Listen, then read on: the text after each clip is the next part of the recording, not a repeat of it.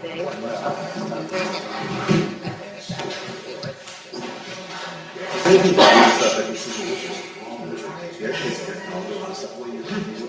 There was. I wouldn't have given it to you.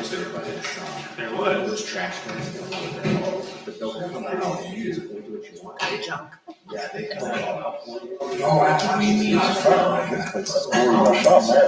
Thank you, Blake, over there. You know, it's funny. I'm actually not cold, but I'm always cold. Bye, Kathy. Okay, 8 o'clock.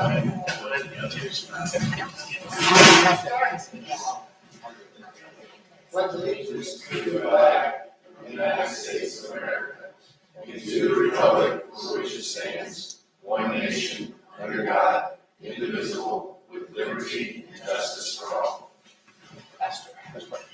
Heavenly Father, we again thank you, Lord, as we're transitioning seasons, Lord. You brought us through another summer, and for many, the workload will start changing a little bit. For some, it won't. But Lord, we just pray that you continue to keep our department safe as they're out there serving our community. We just pray now, Lord, for this meeting today that you just guide and direct everything that's said and done, and let everything be done decently and in order. We ask these things in Jesus' name. Amen.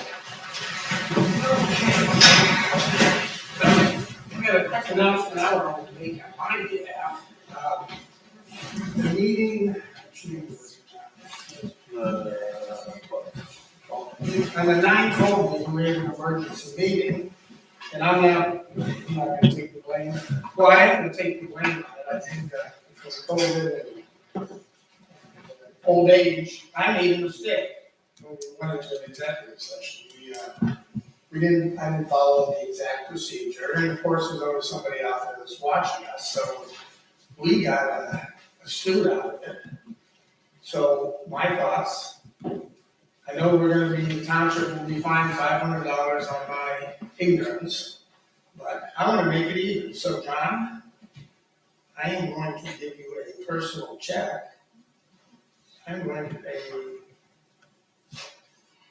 I'm making a $500 donation to the township. I want that money to go to the general fund and then to Cassie.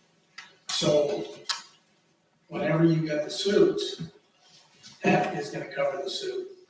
If I make a mistake, I'm gonna pay for it. Gotcha. So Thank you. I just want everyone to know, I do make a mistake once in a while.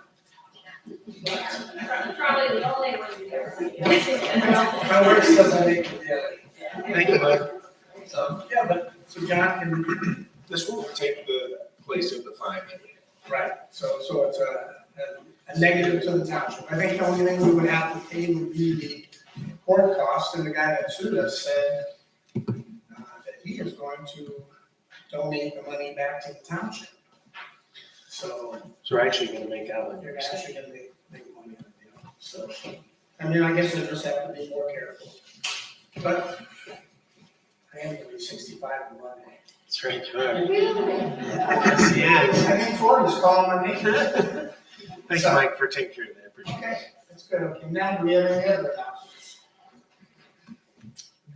Well, I guess kind of announcement information, just so the public understands, the school's running a levy. We're already starting to see questions and melding in with the Board of Trustees. So the school levy is separate from the Board of Trustees. And I would just refer everybody, not to us, but over to the school board if you have questions on their 2 renewal levies that are coming up on the November ballot. They started releasing information last night about the renewal. Nick, that would be probably a good video for you to do. Just do a short. Just a short one, and kind of directing them to where, because they have a really good webpage with all the questions Well, we and can't answers. say yes or no for the levy. We can direct them to the action, but I know just in the restaurant, how many countless questions they get on why are we wanting another. Yeah, well, it's already started on social Yeah, it media. already started with me and Porter's Parks. Right. That's all the parks I think they want to know.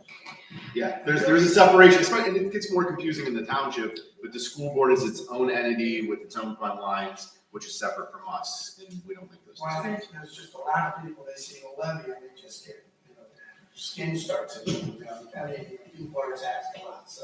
Right, So I think the more we can do to clarify it, all will be better. yeah, so I'll get something out there, but I just wanted to clarify it here, just so we were all aware too. Levy started. Okay, thank you. Yeah, so you're done? Okay. Meeting minutes. You want introducing someone, Cassie? Yes, I'd like to introduce Hannah Michael, our new parks assistant, and well, I'll let you introduce yourself. Yes, hi, I want to formally introduce myself. I'm Hannah Michael, I'm the new Parks and Rec assistant. I'm thankful for the opportunity to work with Brimfield Township. I'm excited to be here and I can't wait to see what the future holds. Good. You got to look at many of the parks yet? I know there's a lot. A few, yes. And Steve, campers, and McGuire, huh? Mm-hmm. Do you have anything you'd like to share about your background and your park experience? Oh, sure. She's actually gonna come up here, and speak. I have her on the agenda. Okay. Yeah. Go do it now. Okay, and we have Christine Gray, Executive Director of Portage. Oh, she's forgotten that Okay. Hi, all. Hello. Well, speaking of park levies, I am here to tell you about the Portage Park District's issue 31 that's on the ballot in November. It is a 1/2 mil replacement, the first levy that we ever had passed with Portage Parks after 5 previous tries. We got a 1/2 mil levy passed in 2014. Since then, we've opened 4 new parks and added over 1,300 acres of land, resurfaced hike and bike trails, added restrooms, and improved some of our existing parks, and brought in over $7 million of grants and donations, and got some land donated. So we feel we've proven ourselves in being good stewards of the levy dollars. Our campaign committee includes both the county auditor and treasurer, which is a good testament, I think, for us. So we're asking for a replacement of that 1/2 mil plus an additional 1/2 mil. And the reason why we're asking for that additional 1/2 mil is because now that we've grown, going from a carryover of $20,000 and only 1.5 employees, we now have 11 full-time employees. 3 part-time employees. One of whom is Dan Mars over there, who's an awesome part of our team. And I must give a great plug and congratulations for hiring Hannah. She was our intern this year. Great.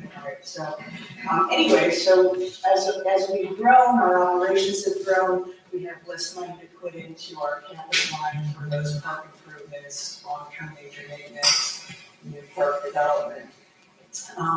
And one of the next park on our queue to work on and develop and open is the one on Howe Road.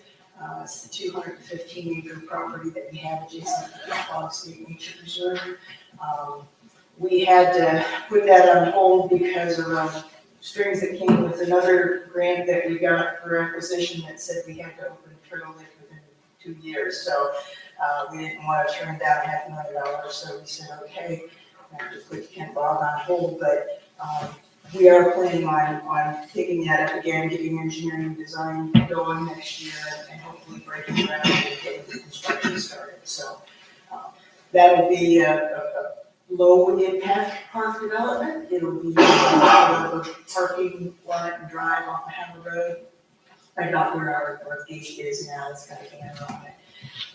And trails, picnic shelter, restrooms, and then, that would be our phase 1 development, and if we want to add amenities after that, we can, so. But I wanted to present information to you, give you a chance to ask questions. The other thing I want to give a shout out to, not only our awesome team that's keeping our parks well maintained and safe, we have an awesome education staff, and do all kinds of programs for all ages and abilities. It's great to partner with Brimfield Township and Cassie. We've done some joint programs over the year. Congratulations on the Brimfest. We were there this year with the booth. It was a really wonderful family-friendly event. So I do have some of our program guides here that I can pass out. I've got plenty too. I can leave them somewhere if you'd like. We have also our little pocket maps, and this is we've got a brochure on our campaign committee. And this is a card that kind of gives just the basics on the levy. So again, it's essentially a 1 mil levy it's half of the more than we've been paying for the last 10 years. But it would make a world of difference to us and our ability to keep growing. You know, we're the same kind of organization as Summit Metro Parks. They've been around for over 100 years. They're still growing and building new parks. And what I like to remind people is our mission is conservation. So Portage County is going to continue to grow and develop, and we need to balance that development with conservation to support our growing communities. And you can only imagine what Summit County or Hood County would be like now had they not had those visionaries 100 years ago that felt the importance of setting aside land for parks and conservation for the great kids. So I hope we have your support. I don't know if you're doing the endorsements as a board or not. If you are, I'm going to ask for that. But otherwise, I'm happy to answer any questions. I got, is there any way, you know, I mean, I hate being in Brimfield Township, and we're driving down the road and saying Kent Lawn. This is Brimfield, and we're trying to, I mean, it's not fair. I mean, you know, everyone is so focused on the cities, they need to be focused on the center of Portage County, which is Brimfield. I mean, look at the amount of money that we're generating for the county. We can't even get Brimfield, we can't get Brimfield laws, annexation. Oh, sorry. I mean, that's all, I think what you're doing is great. I mean, the future might want to levy someday, but, you know, knowing so many senior citizens now, you know, the last thing they want to hear is levy. And I get it, you know, when you watch the stock market that we did yesterday. You know, I mean, best of luck to you, but I would really like to have maybe Brimfield on there somewhere. So we haven't officially named our park yet. That's something that's to be determined. We were actually hoping we might get a great donation from somebody like maybe Carter Lumber, and it might be Carter Park. And, just cover Brimfield, Ohio. I can talk to Neil, I talked to him. all right, well, let's talk to it. He's on the gate. You walk about it. Right, and so there's still some acreage there that would be a wonderful addition, so, it's, you know, I'm hopeful for the future. I just can't wait till we put it in. I mean, that'll be a nice combination with our park system. I think so too. And I got all these parks, because, you know, my wife and I are gonna start doing their hike-a-thon. Yes. You know, we've been doing the Summit County one for a while, that was really eye-opening, it was beautiful. Do you ever take other, like say, you know, get McGuire Park on that, would you ever include that in some of your walks? We can talk, you know, sure, I, you know, I'm not recalling all of the programs we've done together. Oh, yeah, you've been very helpful, I'm glad that you guys sort of work together. I mean, we all need to work together. Yeah, People in these parks are so important, people just don't realize how important they are. Except if you talk to an old farmer, he thinks he's been wasting our money because his kids grew up on 112 acres, and now with all these subdivisions, you know, they need parks.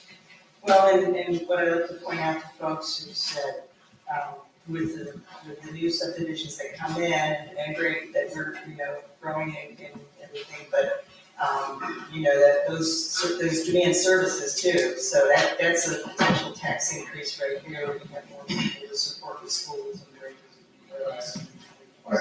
Is there talk of putting a mountain bike trail in there? Potentially, yeah, you know, I had folks from the Clear Area Mountain Bike Association out to look at that.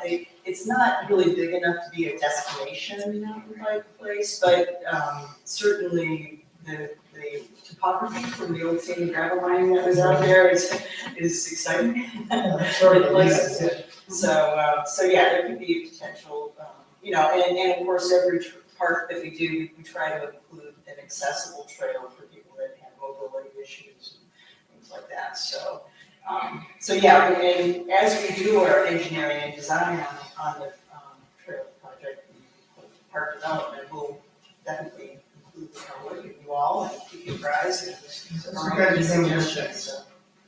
You know, just saying, we are so blessed to be northeast Ohio, you know, between the national park and all these other, there's not any shortage of places to have. Oh, and we're, you know, we've got a wonderful climate here too, so that's. Oh, not like Jupiter, Florida, but it's. I don't think people realize how many parks that Portage has. And so we did the ball or the hiking spree past couple of years.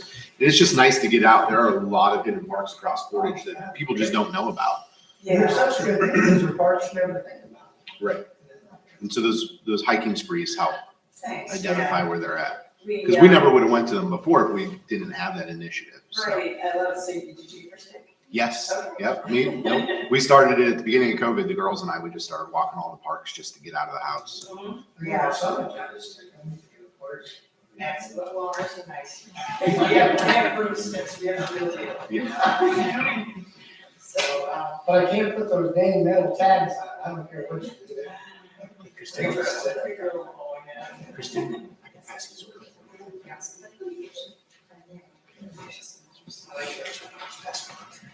Anybody else have any questions?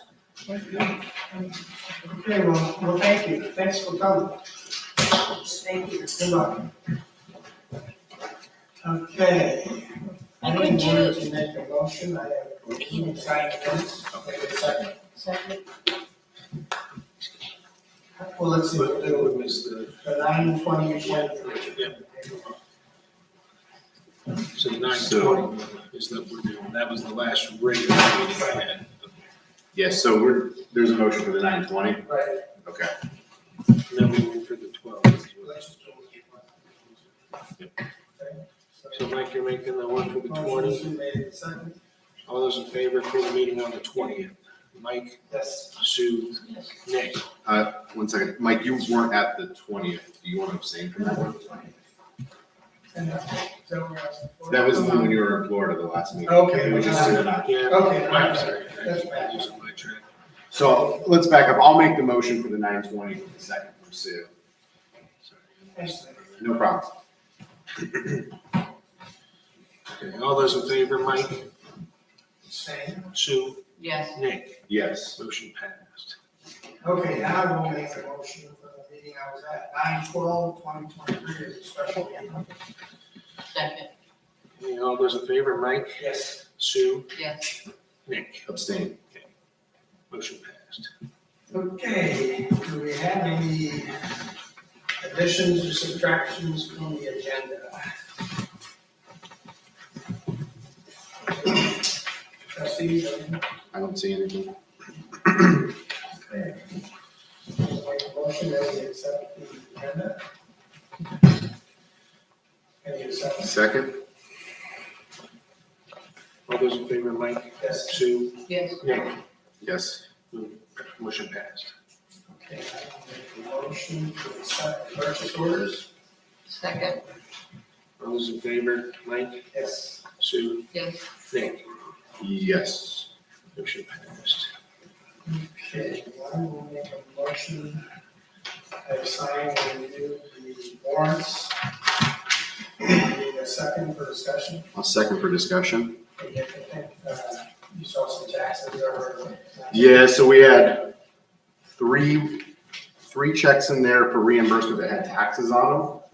What it was, I know 4 weeks ago we talked about it, where are we sitting with that? Are we reimbursing the tax or not? So it's in my updates, but I reached out to the state auditor. They directed me to the Portage County prosecutor to get an opinion on if we can reimburse for the taxes. So I'm just waiting for that. So what So do we we'll just want to hold do with those. that? We'll hold those? Yeah. Okay. Here's to make sure you hold those checks for next week, 2 weeks. Okay. The second one was Baker Dublecker attorney for $2,200. I just wasn't sure what that was for. That was for the stipend, taking it to the Supreme Court, doing all that stuff. Okay. Next was J&J Plumbing for work at the Kelso House. That, I had them come in, they looked at the breaker box stuff before Brimfest, because we were having an issue with an outside breaker popping. All right, so that was just the Brimfest cost? Yeah, that was just, to get it, make sure we were safe for Brimfest. Okay. I just saw Kelso House on there, so I just wanted to make sure. Well, that's the area I told them, we always give them the site, like community center, road garage. They were meeting me at the Kelso House. Okay. I just wanted to make sure we weren't paying Kelso House bills. And then the last one was a mileage log For Holly, I just want to make sure we were all on the same page that we have that admin vehicle to not incur mileage if we don't need to. So the IT vehicle is supposed to be an admin vehicle, so we utilize that when we can, so that we don't have mileage. I just didn't know if that was articulated or not. Yeah, I was aware. Okay. There'll still be mileage though, if she's going other places where that's not available, if Joe has it or something as well. Right, yeah. I just saw the mileage log for the past 2 months, so I just wanted to make sure we were all on the same page because we had bought that as an admin vehicle. Okay.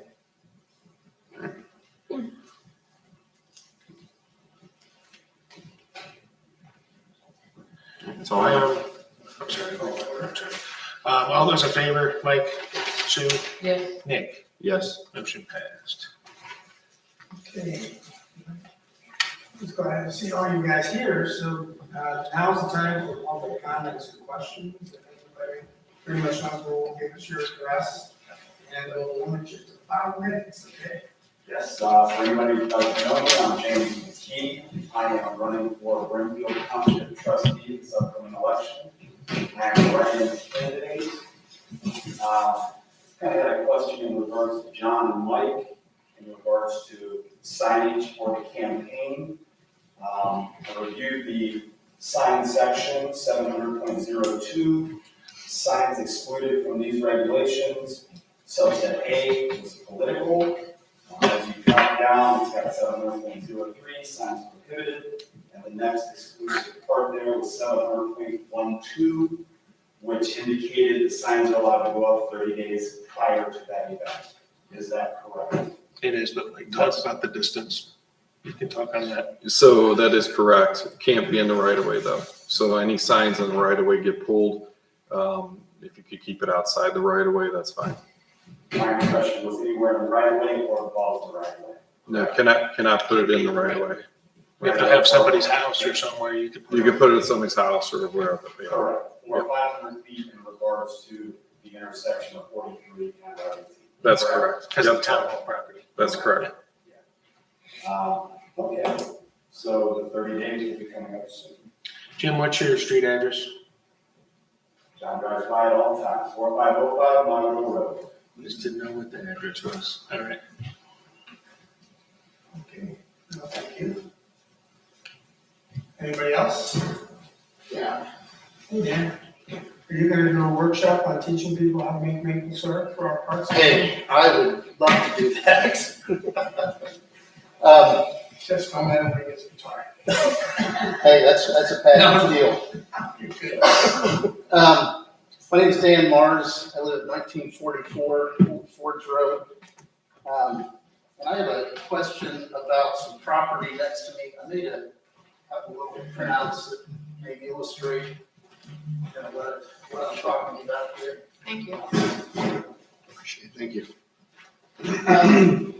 So about a year ago, we purchased this house, and there's an empty lot next to us on the east side. And so we started, my wife and I started to see what would be involved with any additions we could do or anything. I found out that this lot next to us is owned by the county, and it's designated as an access street to what would possibly be a housing development that would go on a field behind our house, which, if you look at the page there, we're not the highlighted property, but that field right behind us. That is not, I'm the one right in front of it. So the blue box is, Oh, okay, the blue box is the house that's right behind me, okay, which is involved in this. So the road next to us, or about the empty lot next to us, that little divot to the, it says reserved for street. oh, okay, yep, I see it, gotcha. Okay, so that was supposed to go all the way through and access that field, if that ever turned into a housing development. Okay, But in the late 70s, early 80s, they sold this lot that's behind me, which is kind of a flag lot there, which blocked that. And so that street could never be built. And so it sat there for years, just sitting there. It can't be used for a road. And so I started talking to a number of people. I've talked with the regional planning director, with the county engineer's office, tax map office, and with the county commissioner. It's kind of been unanimous that it cannot be used as a street for multiple reasons. And that it could be vacated and go back to property that I could purchase or come to me. But I've kind of come into some roadblocks. No one seemed to know the way to do that. And so finally, I talked with Sabrina Christian Bennett, who, if you look at the back page, sent me the process for making that happen. So I'll just read that real quick. It said, contact the county and zoning department, which is ran by Mike Ladd, which I've talked to. He will then make a recommendation to the township to pass a resolution agreeing to the vacation of the paper street. So they will send the resolution to the board of commissioners, and the clerk will send out a notice of public hearing and send a copy of the notice and the recommendation to the engineer's office. After the hearing, if the vacation is approved, the property will be split between two abutting property owners. So kind of where it went then is, I guess, Mike brought it up with Dave Rufner. Yep. And apparently, As of right now, I stopped it because I was tied up with other things, right, and I was gonna talk to the engineer's office first. So now we're finally winding down on some of our projects where they're not so tied up, we can get together and talk about it. right. We go from that point. Okay, and I called the zoning office and they said that they would call me back, and I didn't get that phone call, so I wasn't sure where that was. No, I've talked I think Shirley, I talked to her about it too the other day. Right. And I told her where I was at with it, because I still have not had a chance to talk to the engineer's office about it, because until paving season slows down, this kind of stuff is, you know what I mean, kind of a little bit on the back burner. Right. So, but yeah, we're getting to the point now where I can start discussing some of the stuff with the engineers and go through that way. Because I don't want to say, yes, we want to vacate it, and all of a sudden cause an issue here and there. So I want to make sure the people above me give me a better answer on the situation. Right. Well, I guess when I talked to them, kind of the consensus was that, the current road standards are 60 feet, and the lot's only 50 feet wide, so you're too narrow for a road. Well, again, that's what you talk to them about, what I gotta talk to them about. Yeah, I want to discuss it with them first before I get any answers on it. So that's where we're at. I talked to Shirley about it, and she said, well, when I get a chance, I can get back to it and all that. So. Okay, and that's, also if the road were to go through, it would go through the neighbor's septic system, through their in-ground pool, and through a barn. So it would be an issue. Well, again, Is that stuff on that property though? It's on this property. I know, but when it's going through the pool and all So that, the pool is right here, the septic system crosses through and is right here, the barn is right there. Okay. Okay, well, now that I know about it, I can help follow up on this too. Okay, and that's what I would ask, is that we just make a resolution, And I can testify for Dave, he's been going full different direction. Right, and I'm not saying. right. No, it's on the burner. It's just. Right. No, it's, trust me, I got a board. It's on there. I got to keep it to myself. Okay, I appreciate it. Hey, we still are waiting for our trail over there at Cranberry Creek. Just make sure we're still on the top of the list. It's on there. Thanks for coming. I will make sure we look at this. Mike, you know what to do. Yeah, so I can, if you want me, I could address, I sent it off to Brett Benz. He gave us some direction on how to do it.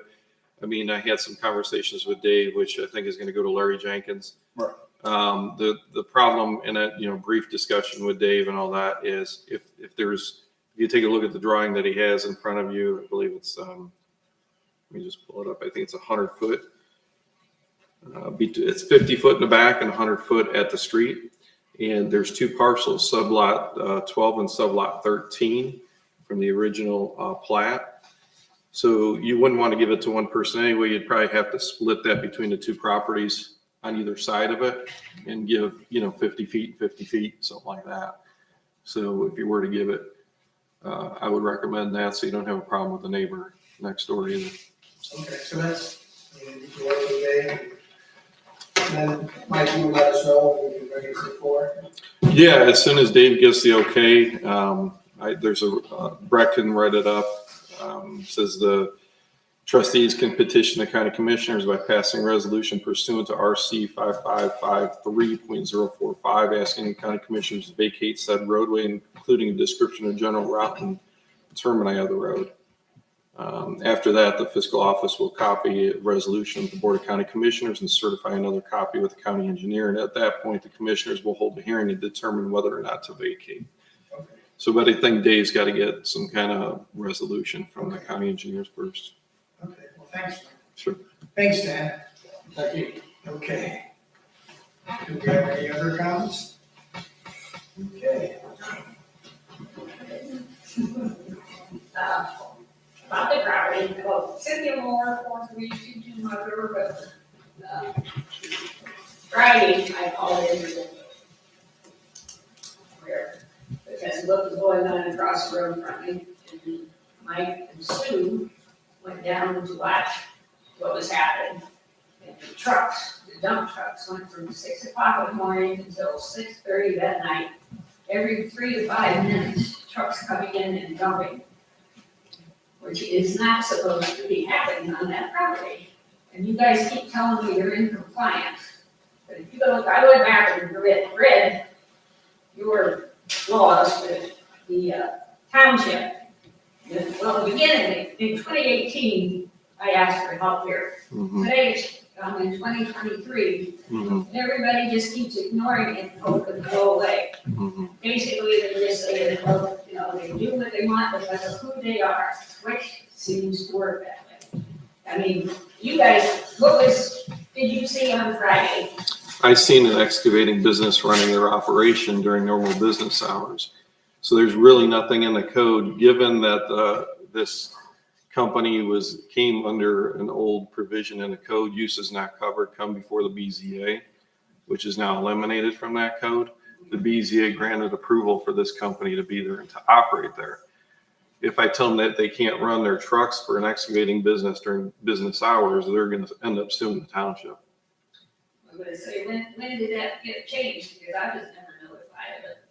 What did what change? You were at the BZA meeting when they were granted approval. No, they were never, no. I was not there for that. We could pull the minutes. You were there at the BZA when the BZA, you had some comments on there and the board is on. Okay, I take that back. That's when I agreed. They wanted to build the building across the street. And I agreed to that, because originally they said, Chris Majority said they couldn't even do it in the first place. And then I agreed, okay, it's their land, if they want to build the building, that's fine, everything was supposed to be inside that building. You said, everything goes inside the building, they will pave the parking lot, maybe a small pile of dirt behind the building. Do you remember the mound cannot be higher than the mound in front, so they put a landscape mound in there and they're not allowed to go over that height of that mound. That's not landscape, that's weeds. It's just weeds, I mean, it was approved by the board. So, I mean, I've been through, Sue, you and I were there. I didn't see an issue. Did you see an issue there at all? Well, the bucket on the excavator machine, when they would dump it in, then that machine that with the big bucket on it, it would level that out so that the actual mound itself didn't go up. Didn't go exceed the Because mound in the front. I stayed there long enough to see where that dirt went to with that big bucket on there. And it did level it out, and so it wasn't. And I've had several conversations with the prosecutor as well on this, but being that this business was approved by the Board of Zoning Appeals, and anybody that would have a problem with that being approved by the Board of Zoning Appeals had the right to appeal to the Portage County Court of Common Pleas, that decision that was made. But there was nobody ever went and filed a complaint. That's So- because I was never notified. I mean, I can't. You know, you guys, I mean, I'm it real good about advertising, that's why these meetings, you guys don't put them on Facebook or anything anymore. You don't know when it's happening, you're out of luck. Used to be everything was advertised. I believe, Cindy, that you were at that meeting. Well, even if I was, that's when the building was picked up, I agree with that. And I agree with that. But now these dump trucks, and you're saying it's landscaping, it's not landscaping, it's a trucking company. There's nothing landscaping about dragging asphalt and dirt. Well, I didn't say that. I said the landscape mound in the front. So they have a mound to buffer from the BZA so that you can't see everything. And they're supposed to keep any kind of dirt mound or gravel mound, whatever mounds they have, has to be below that height of that landscape mound in the front. After maybe 2 or 3 days, and then you got all that heavy equipment over there, right? How do you consider that light industrial? The new place up beside So that's, light industrial. I understand that, but they came in under uses not covered, come before the BZA, and they were granted approval. So there's nothing my office can do about that. The only thing that you have a right by law is to petition the courts. If you didn't like the BZA approval, you had 30 days from the date of that approval to challenge that. It's 5 minutes. No one informed me of that. Which should have. I'm just saying, if you read through your own laws, that was not supposed to happen. Everything's supposed to be inside that building. We had 25 dump trucks come out of there every morning between 5:30 and 6 o'clock. And then I heard there was supposed to be some kind of something that we were going to work on that we could all agree on. But I never heard anything about that either. Mike and I had talked, I'll be really not gonna bring it up right now, but, you know, we had some thoughts. And they had some thoughts, but I think, I don't know if they're getting to the point where they, I hate to use the H word, you feel like they're getting grasped. I mean, we have to be careful ourselves. I mean, if the way we get more tax dollars, we have everyone's tax dollars, we're worried. And I mean, we don't get any more lawsuits.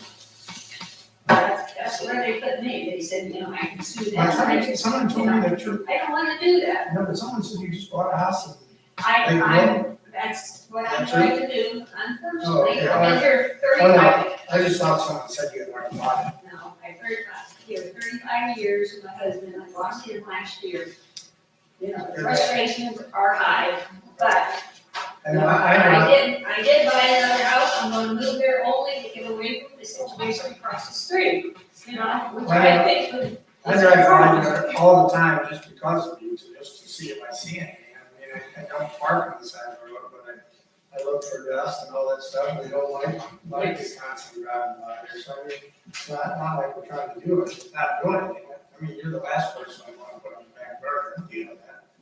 So, I mean, that's what they're supposed to put asphalt in and keep the dust and dirt out. yeah. If you look at the entrance, it's all dirt. They put the asphalt things back in the back for their trucks. From the dust and the Right, dirt. maybe sometime I'll just walk over there with you. and- Sure. But I mean, I just, you know, Okay, well, I mean, we gotta get going with the meeting, but, you know me, I mean, I'll run over there and look. Right, yeah. Okay. Thank you, Cynthia. Okay. I'm Bridget Turner, 551 Sandy Lake Road. I have a comment for this first lady. She's a great thing. Regardless of if she bought a house somewhere else, has no bearing on her issue right now.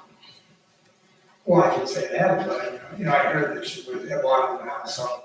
Okay, I It's just neither here nor clarified, I didn't there. understand that comment, so. It's neither here nor there, but that's fine. I feel exactly how she does. I want to leave forever because of things that happen that you're told and then it doesn't come to fruition and then it's up to you. You feel like you're fighting everyone. Boy. I mean, I guess if you saw real government, you know, in the city level, I mean, we're as close to the people as you can get. I get out people myself. I mean, we try the best we can. I appreciate you. I appreciate everyone in this room. And I mean, we're human, we can screw up, so just try the best we can. I had just had a comment. Well, I appreciate that. Sandy Lake's a great road. I love this. Yep, I'm your neighbor. You're my neighbor. What's your address? 551. 551. Right back down, you can drive by me. That's all they do, hundreds of times. Okay, thank you. Okay. There's no more public comments. I have one more, I think I have a little time left. Just in regards to this lady's conversation last week, there were kind of some snippers when she was hesitant in regards to giving her address. And after going around at that time of the meeting, I had spoken to about 40 residents. About what? I can't really hear you. I had spoke to about 40 residents, some that I had known for about 30 years, some that I had known less time than that. These people were hesitant to allow me to put a sign up because they were concerned about retaliatory activities from Brimfield Township. What are you Four referring to? of them, this lady said that she didn't want to give her ad, you weren't here at the meeting, sir. Yeah, but have we retaliated against anybody? I don't know what you have a This is what specific these, I would have situation. to just please finish, instead of being interrupted, that's all I want to do is have the respect to finish. 2 more minutes, thank you, sir, you've taken up 30 seconds. But what I'd like to say is, these 6 people were hesitant about doing anything or having a sign in their yard because of retaliatory action from the government side.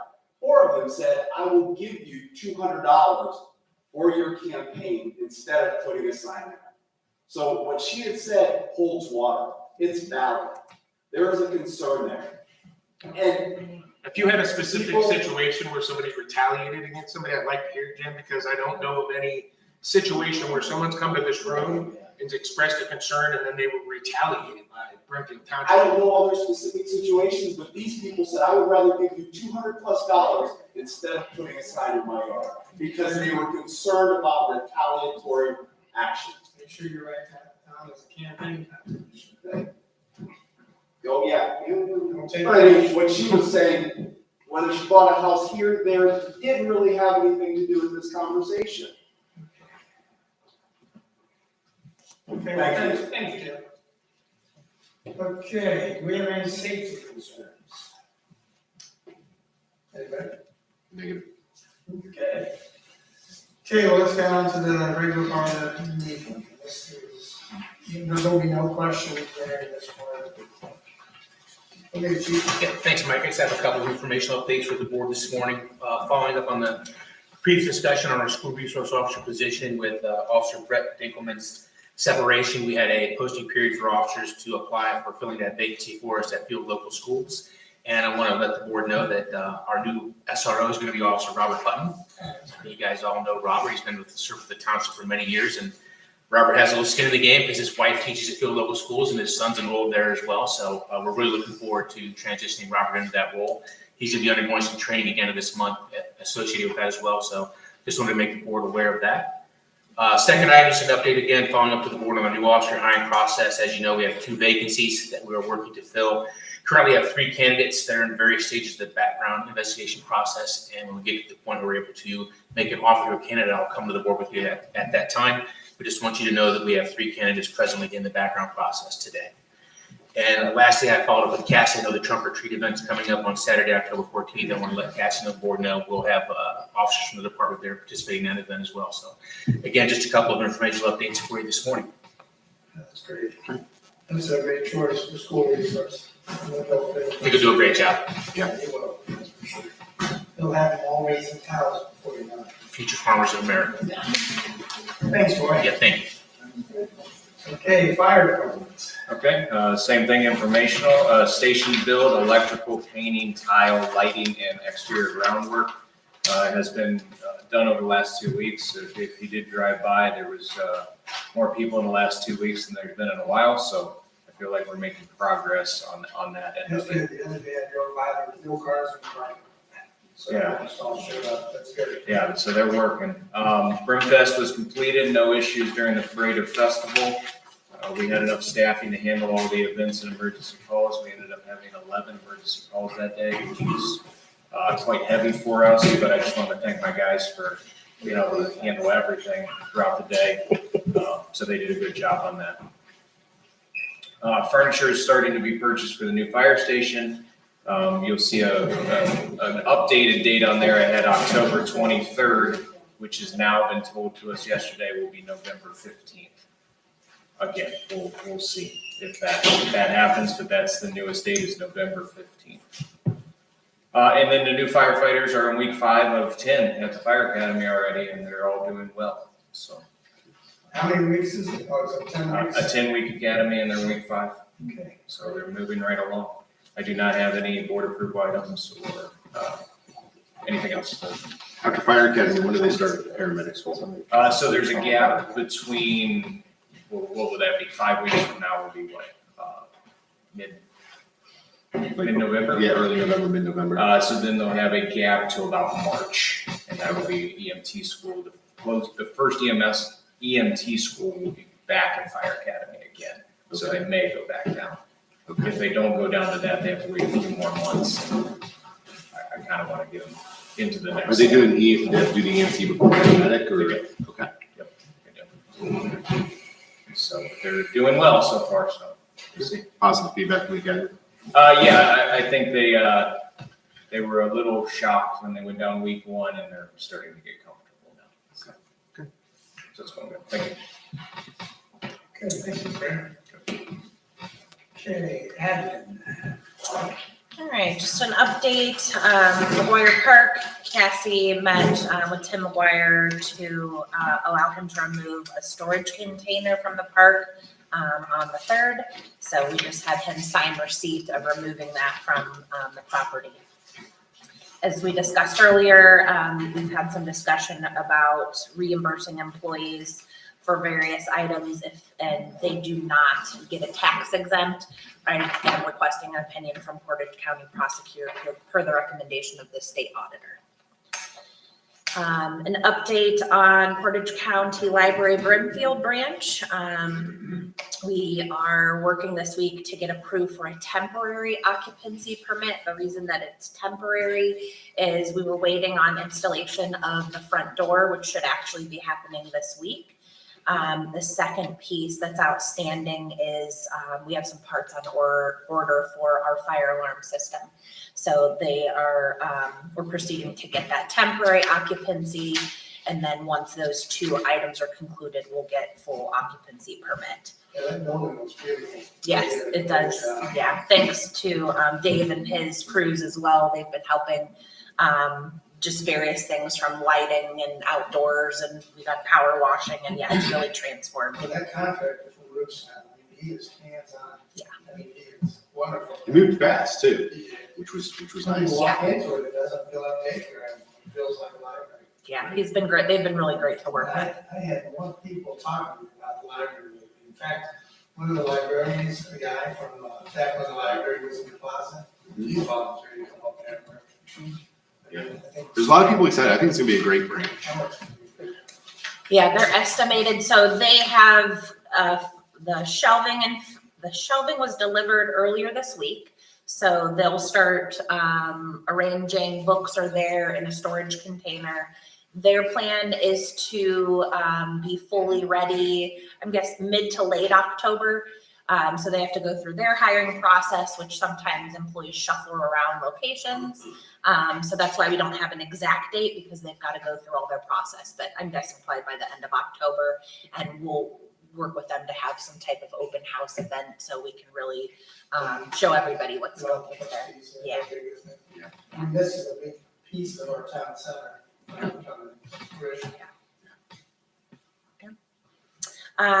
You guys had before you the signing of the agreement with the Portage Library, so just wanted to note that.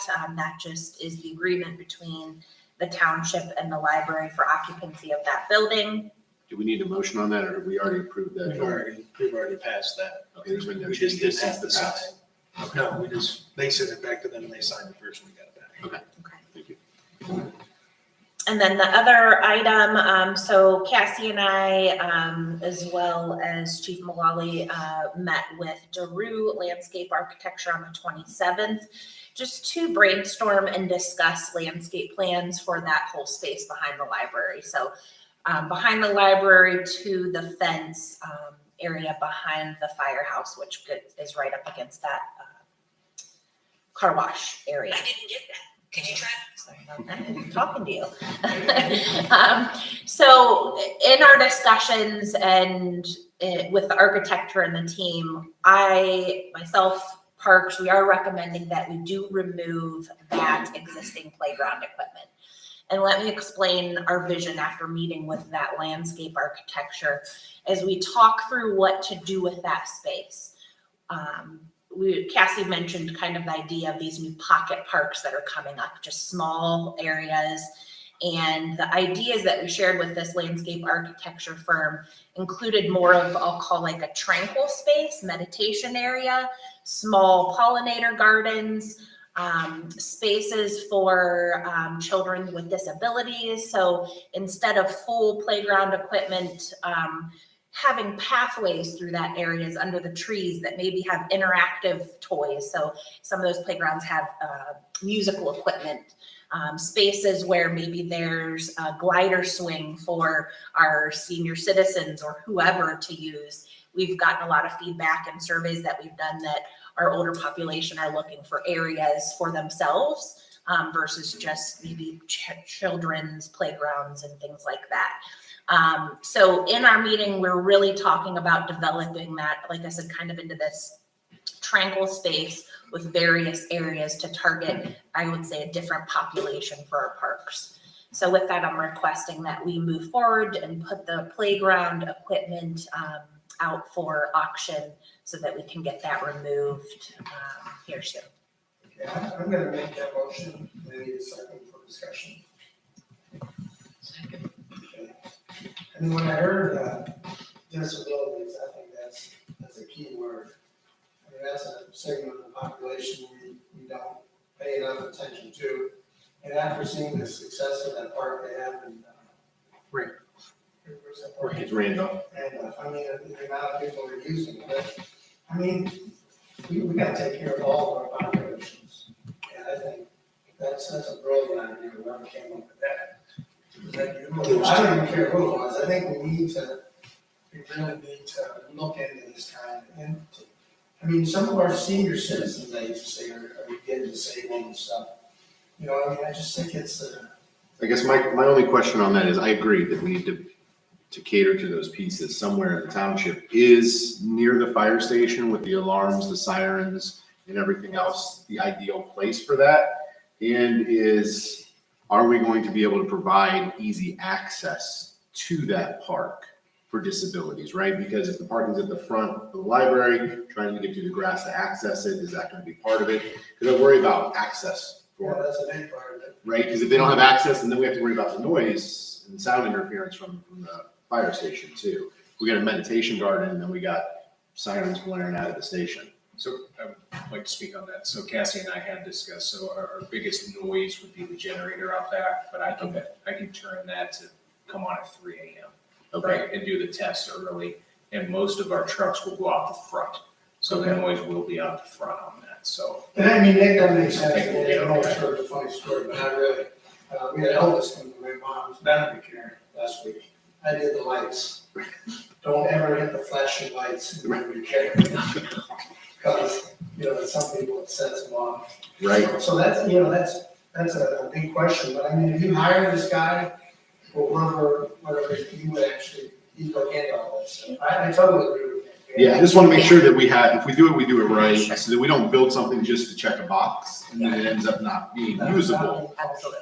Yeah, that's always a concern. So Because next, it's that whole area back there, I mean, remember we put in, back in Church's here, we put in that little amphitheater, which was supposed to be for like little teeny concerts and stuff like that, so.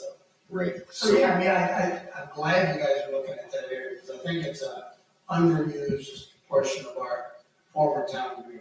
Right. We just got to think about the access piece. yes, I never mentioned this, but you know how the school kind of mounded off and then separated with the trees. I don't know if that's an option too in certain areas. Yeah, I know we To get discussed some sound some separation. arborvitae Yep. or some sort of Might- area. might Thought we were gonna have a path though to the admin building. Right, Yes. foot paths through there, but kind of separate, maybe a little bit, might be good. yeah, so we will, the next steps are, we have the meeting, they'll send us some information, and if we want to move forward, I think they said they'll give us 3 design options that we can choose from. But yeah, the idea is that there will be a path and easier way to connect those, so access, all of that will be factored in. So as we move forward and get plans and recommendations, we'll come back to the board and discuss those options and make recommendations with that. Okay,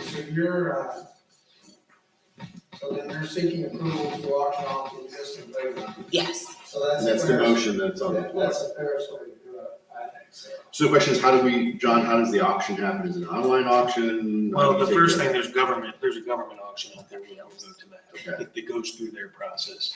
Okay. If for whatever reason that doesn't sell and we want to put it up for sale, we would have a blind auction for it with the deadline where people could come in and make bids on it. Okay. Then we'd sell. So I'll just go ahead and put it up, Yes. so that money goes to the parks. Go to the general fund and we'll figure out what we do with that. I just figured it out for you. So, okay, so you have a question? No, sounds good to me. And I'm glad you're off the subject. Yeah. All right, all those in favor, Mike, Yes. Sue, Yes. Nick, Yes. motion passed. Thank you. Boy, that's exciting. That's another. Yeah. 7 feet for the town center. Now we just get the land across the street. And then just one more item, so just a resolution to attribute some American Rescue Plan items for the library, a total amount of $3,839.87. That includes just some of the recent purchases over there, Knox box, light bulbs, toilet paper holders, other accessories, event cover, and the Silco Fire and Security Services. You want to make the motion and I'll read it, or do you want to read it? I can make the motion, but you just want to read it? Yes, or one of these, yep. Again, we have to read this every time we spend American Rescue Plan money. Whereas this date, October 4th, 2023, trustee Nick Hoya moved the adoption of the following resolution. Whereas the township has received a distribution of monies known as the ARPA funds from the American Rescue Plan Act of 2021. Whereas Congress passed the act effective March 11, 2021. Whereas Section 603 created the Coronavirus Local Fiscal Recovery Fund, which among things appropriated money to cities, non-entitled units of local government, and counties to mitigate the fiscal effects stemming from the public health emergency with respect to the coronavirus.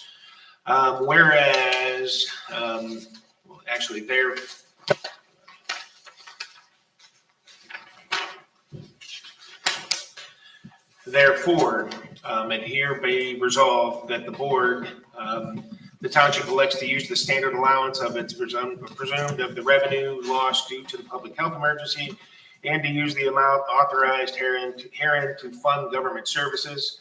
The project is hereby authorized and shall be paid from the ARPA funds in the amount not to exceed $3,839.87.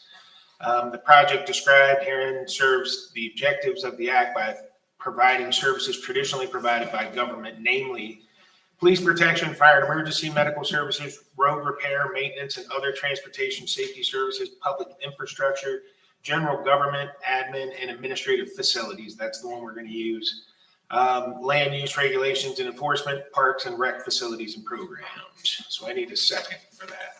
Second.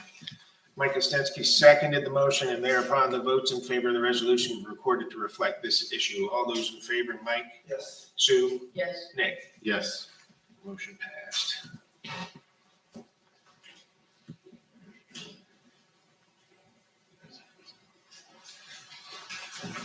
So I just need you guys to sign.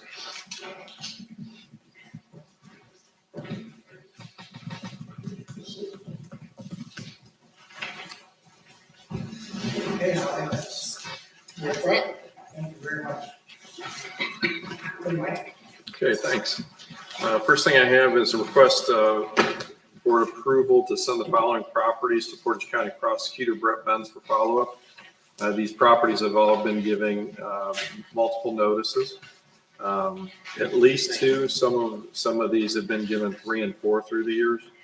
The pictures were attached so that you can see what's going on. The first one would be 3741 Jameson. That's an ongoing camper issue that I'd like to send to Brett.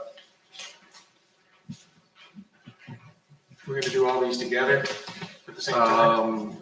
They're all getting Or do you want them sent to them, right? separate motions? I'd rather have separate motions just for the court. Okay, I'll make a motion to send the letters to Portage County Prosecutor Brett Benz for 3741 Jameson Drive on ongoing camper issues. Second for discussion. And just same questions for all of them. We've notified them several times. Yes. With no response or no change in. There has been, I could get down to it with 1310 Brookdale. I had a response over a year ago and they had cleaned up. And then it's actually worse than ever again. And we've sent 3 notices and they haven't responded to that one. And there was a response with 1415 Brookdale, and he pretty much was adamant that that boat's been there and it's not going to move. So, and then I have one response on 2369 Talmadge. She said she's working on it, but as I went down there and we discussed again, it's gotten worse since she's been working on it. So. And the one on Jameson, the camper stays all the time, or does he take it and move it, and then that resets the period, or not? Just curious. No, that one's just been sitting there since the last 2 letters. It's been sitting there. So, all right. If it's been moved in between, I haven't noticed it. Okay, so we're good for the first one. All those in favor, Mike? Yes. Sue? Yes, Yes. Motion passed. I'd like to make a motion to send a letter to the Portage County Prosecutor for property at 2369 Talmadge Road, miscellaneous campers, trucks, and trailers in the front yard. I'll second. All those in favor, Mike? Yes. Sue? Yes, Yes. Motion passed. and I would like to make a motion for 1429 Brookdale, non-plated, unmoved Mustang in the front yard. Second. All those in favor, Mike? Yes. Sue? Yes. Nick? Yes. Motion passed.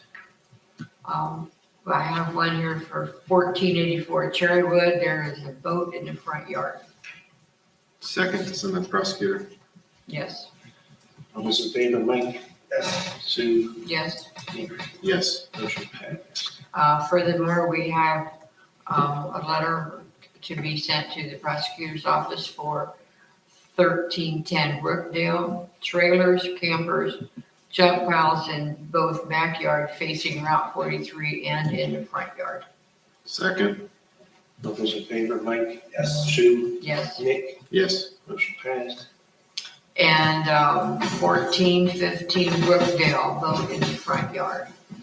Second to send that to prosecutor. Yes, All those in favor, Mike? Yes. Sue? yes. Nick? Yes. Motion That's all. passed. Thank you. We have actually, you'll see in the next month, we have another 6 or 7. Hopefully they're not all going, but if they are, I'll bring them to you. And then some of our court cases have been completed and moved on without a court hearing. They just cleaned up. So we're going to be updating the violation list back and forth to the prosecutor's office, as well as our new list of violations that are out there. And then I will update the trustees on that within the next month. Pride 1 apartment homes construction on Town Square Drive is scheduled to begin next year. The land acquisition took place last week with Pismetto. So that is going to go forward. And then Joe's Barbecue demolished Sully's Tavern and is currently obtaining the county permits for the new construction. And that concludes my report. Mike, are they gonna take the other building down next to Sully's, or? They will. So instead of temporary tolls, they're using that building for their electrical power for the So construction. is that gonna be in the parking lot when they're done? Is that- Yeah, that's going to be all parking. How long is it? It should go fairly quick because you're talking about a slab on grade. I don't think it's going to be more than a year. So Nice to have a business in town center. yeah, it will be. Especially a brand new building, will look nice. Right.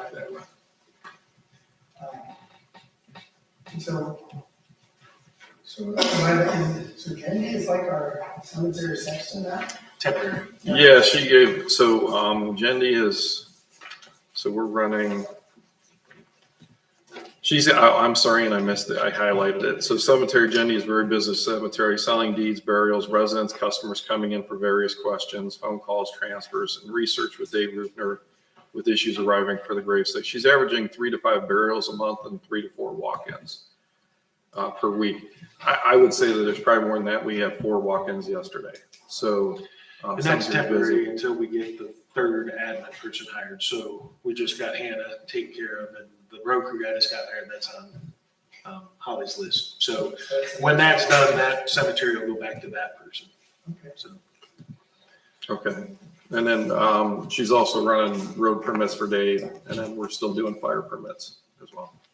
And again, those are things that'll go to the new person when we get them. She's filling in for all the parts that Rochelle did now that she's at the police department. So we're kind of.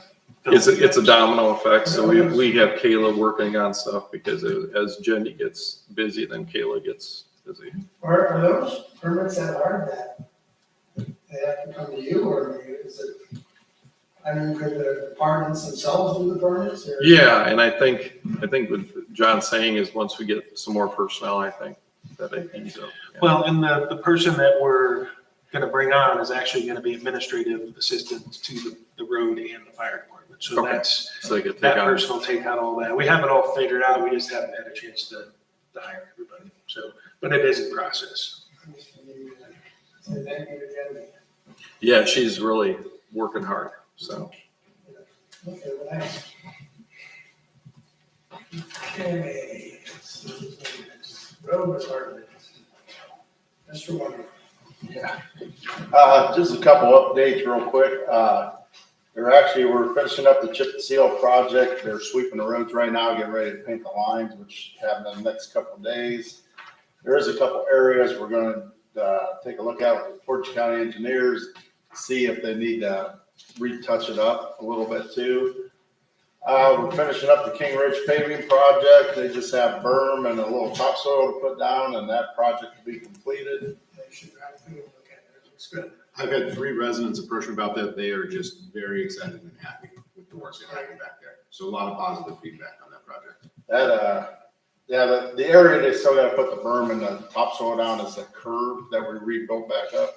It actually took 8 inches of asphalt to bring it back up to level, so it kind of buffed it up pretty good. So it should be very good shape for a while.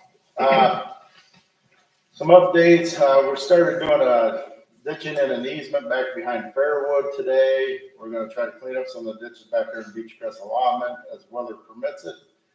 Our flail mower is being worked on at TSI right now, getting a new clutch put in it. And they found some significant leaks why they had the tractor split in half. So they're going to go ahead and replace some seals in there too while it's all tore apart. Hopefully I get that back hopefully next week. But again, every day I get a call, hey, this seal's a bad day, we need it. So as long as the parts keep coming in, we'll be fine. Then I have one item I need board approval. I would like the board to pass a resolution for approving me to sign any change orders for the Howell Road culvert project. We had one come up, this kind of, the city of Taunton sent it back to us. It was a change order for when we did the project. It increased their portion of it by $7,000. So I need to sign the change order for they can finish processing the paperwork. It was part of where we paved part of Howell Road. It was one of them things we kind of forgot to sign the paperwork. It was one of them, yeah, let's all do it. And everybody was happy and agreed, but we didn't sign the change order. So I'm going to make a motion that we approve Dave Ruther to sign change orders for the Howell Road culvert project. Second. Can I discuss here for just 1 second? Yeah. I'm good with that as well. Like with the fire department, though, Craig and I are both signers on change order amounts. So kind of hoping the same thing with that. With Dave, if he's out with the city of Talmadge and they need to approve a change order, that he has the ability to sign off on the change order. Do we want to set a dollar amount to that, or are you okay with whatever dollar amount on change orders? Well, he's got to come to me to, yeah, it's going to be one of them if it's something. we have to put a, Because right now, the way $5,000 he has, there's no stopgap, right? You know what I mean? Because we wanted at 5, we wanted at 10. it's at $5,000 he has to get authorization from the fiscal officer. Okay, so if we can amend the motion, just say anything over 5,000 requires. Yeah. And I mean, you don't foresee a lot more of these. No, this is actually just for their increased portion of what they agreed to pay. So it's a bonus. We're getting extra money back, so. And not that I don't trust No, you, no, make no, the right that's- decision. I just want to staff have to protect you though Well, too. if Dave's so- not here 5 years from now, there's a new guy, it's still sitting out there, so. Right. I just want to make sure you don't. Well, as soon as this project's buttoned up, paperwork, we get their money back. That's pretty much it. It's just now we're just focusing on paperwork with the city of Tonbridge to get our share portion back from them. Because a lot of those things, just so we can kind of, Dave was out on the project with them the other day, and he could have signed off and it had been done, but then it had to come back this route, it just takes a couple more weeks, it could have been all finished. No, I'm good. I just wanted to stop you. Yeah, 5,000 is what we're gonna do as the max, and if anything over that, he has to get fiscal approval. Okay. All those in favor, Mike, Yes. Sue, Yes. Nick, Yes. motion passed. I'm good with these. Okay. All righty, and that concludes my report. Real quick, Dave, Sanctuary and Ridgeview. I know we said Sanctuary and Ridgeview, we were doing we were looking at the stop signs. The county did the study, they had to redo the study. Yeah, Where are they at with it? that's kind of I hate to say, kind of went to the back burner again on some of that. I got a list of stuff I'm gonna go over with Mike Collins here pretty soon. Okay. And that way we can button up some of these things that's been going on. Because the resident reached out, she asked originally in May, and she's like, hey, do we just not care about the kids now? And I'm like, Well, the the thing is, I think it's gonna come back warranted that there won't be a three-way stop sign there. okay. I mean, because of the way it was designed to begin with, they stopped the cars on the main drag. It's the short, you have to say it's a short piece between Ridgeview. We got another spot we're trying to push on Sachs Road by Martin Road. We want to put an extra, just a stop sign to stop the cars coming from the Sunnybrook side to Martin Road because of the hill and crown. So there's a few of them they're going to start working on again for us on that. So I'll see where we're at with that here. Because I'll be interested too when if Sheets comes in and that deal goes through, will that affect that traffic flow back there too? And create? That's another thing. And that's like, They were out there working yesterday on sheets. I think they were doing mooring and stuff.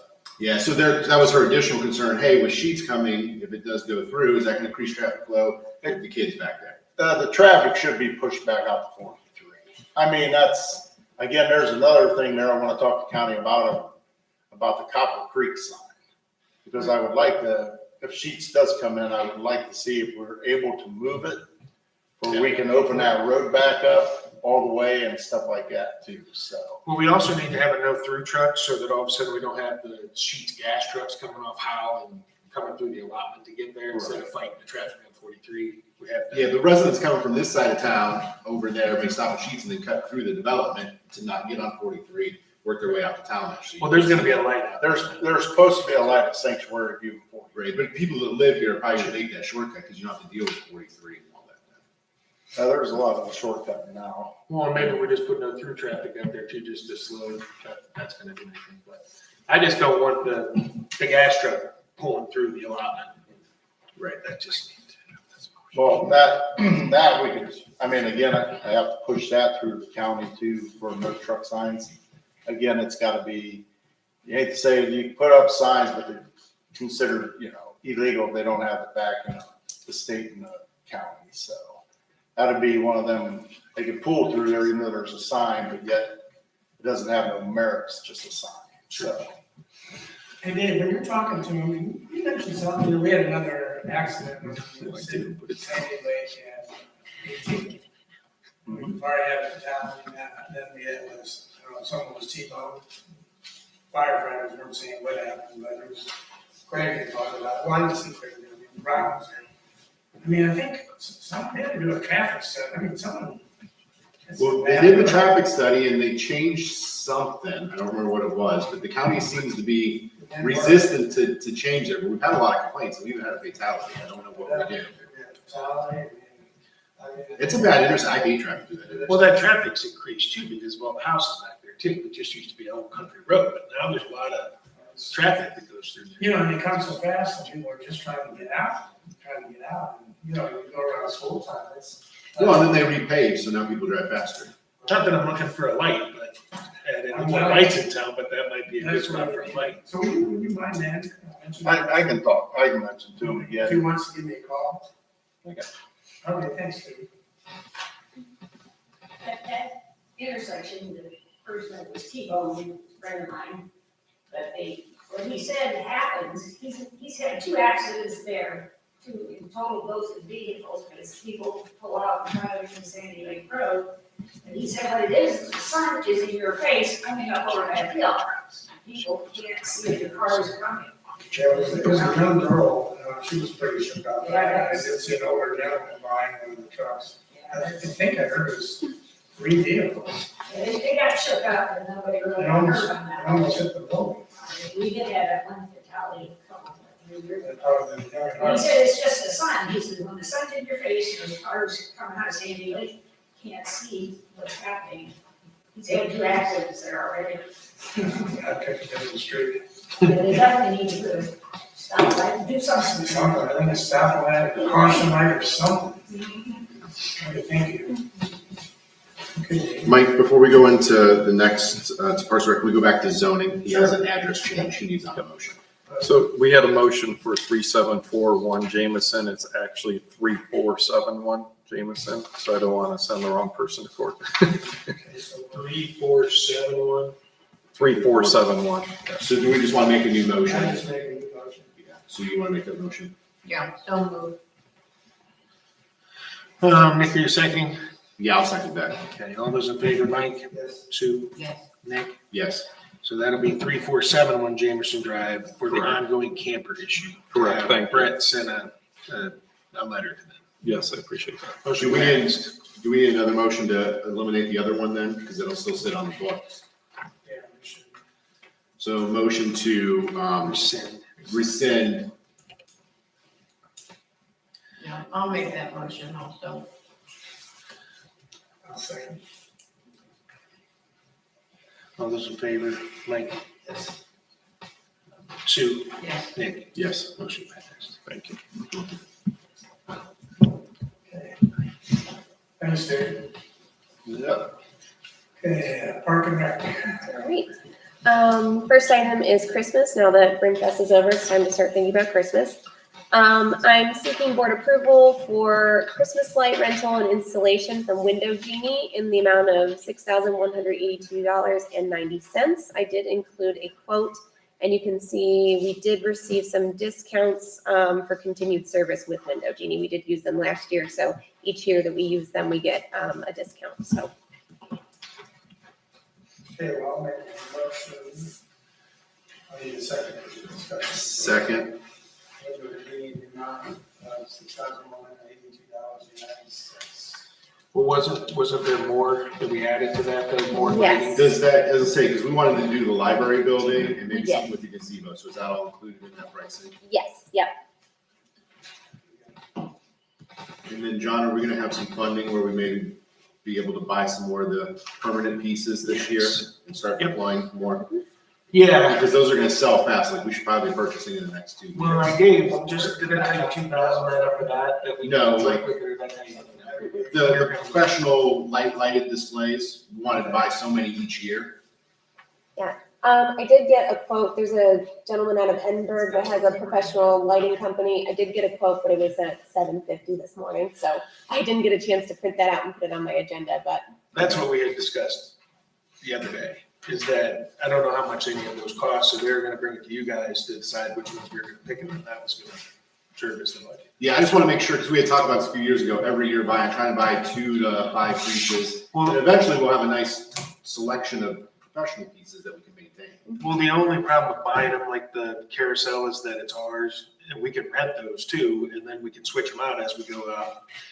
I mean, because look what happened with the gazebo, or the carousel, it just ended up being non-workable, and it was ours, and we only had it for what, 5 or 6 years, and it was done.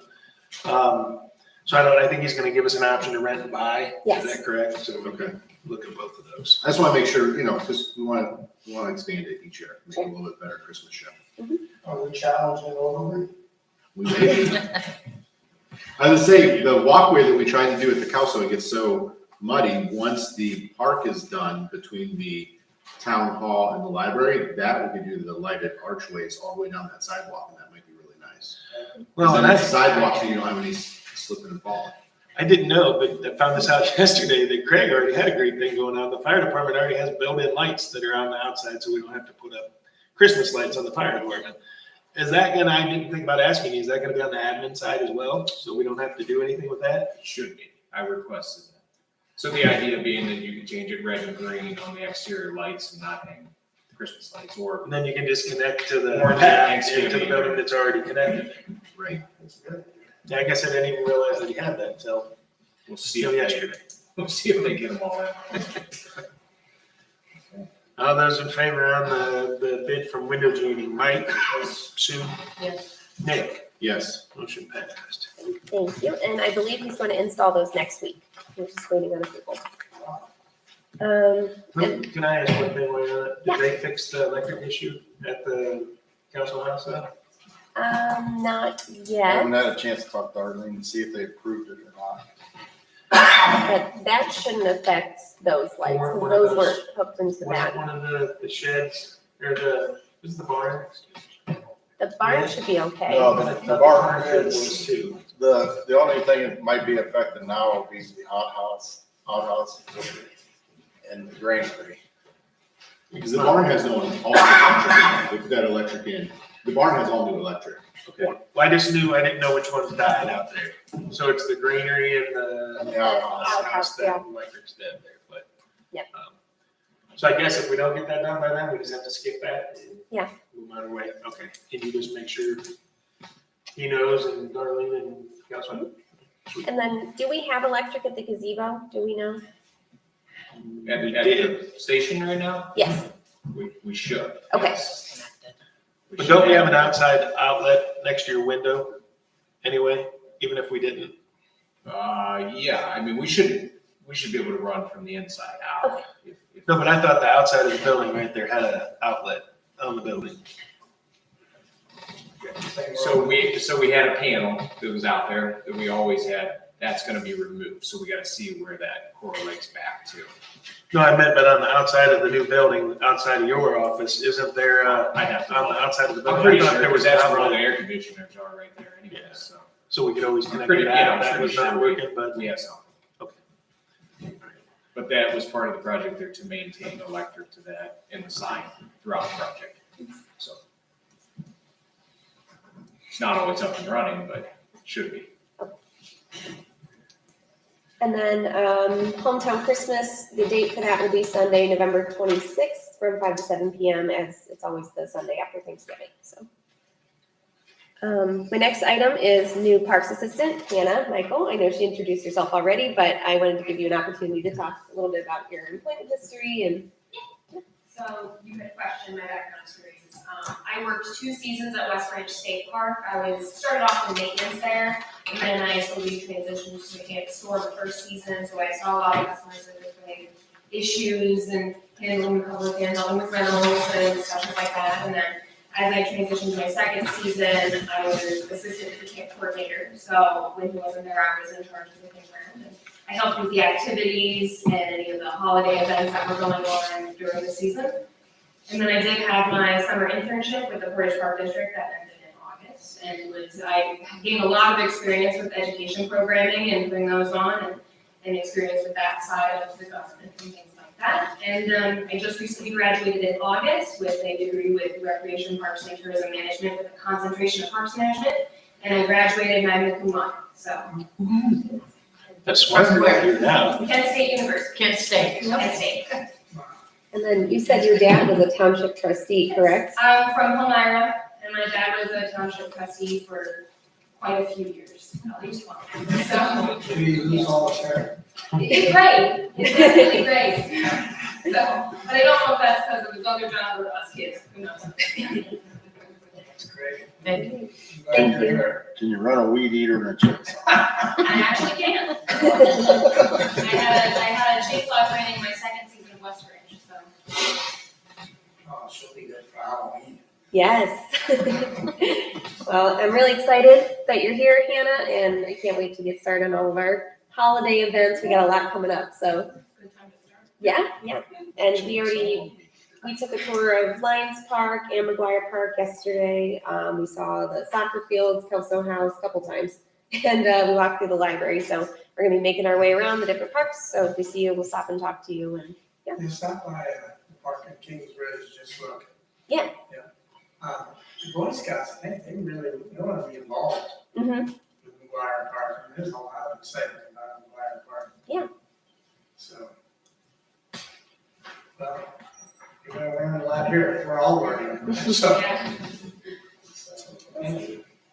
Thanks for coming over.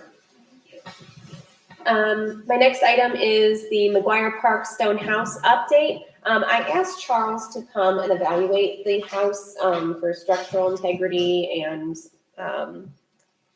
ideas on what we may do to renovate the house.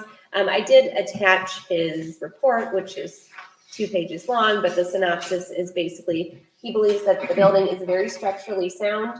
The beams in the bottom of the house are actually solid wood beams. He was very excited about that. And Tim told us that his father actually had a sawmill on the property and sawed them himself. So he said, even though it's almost 100 years old, it's very solid construction. Obviously, it needs cosmetic items on the inside and probably maybe lead and asbestos abatement or however we want to handle that. So his professional opinion is that it would be a good idea to renovate it for parks purposes at some point. Pass this around. There are some nice photos there. If you haven't seen it, it is architecturally beautiful. It has a lot of like Art Deco pieces in it, which is really nice. Yes, nice hardwood in the living room, wood paneling, wood flooring throughout. So it's very charming, definitely. So, We did the right thing by calling Charles. Yes. We wouldn't have had this building if I didn't call Charles. Sure. Because it's nice to know what you're up against. Yeah. It'll definitely be a multi-step process to get that to where we want it to be, but that's just the first steps. And then also his recommendations to us are to keep it from deteriorating anymore, just to do some things on the outside, make sure we're weeding and getting all the vines off the outside, fixing the gutters, boarding up the windows and things like that. So we'll be moving forward. Won't we, Dave? We'll be working on that plan, right? Hey, Hannah knows how to run a weed. Yeah, sure. Yeah, So, yeah. they got 7 million grants. Absolutely. I reached out to the Ohio History Association already. I hadn't heard back from them, but I meant to talk to Todd Keats about that as well. So yeah, there's a lot of different. Secure a couple grants, that would be sweet.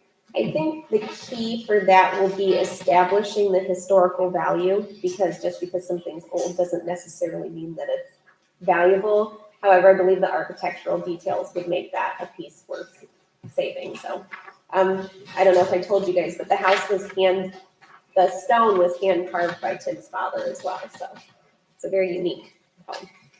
So, right. And then last item, I wanted to thank everybody for Brimfest. I think it went really, really well, except for the fire department having to show up at the very end.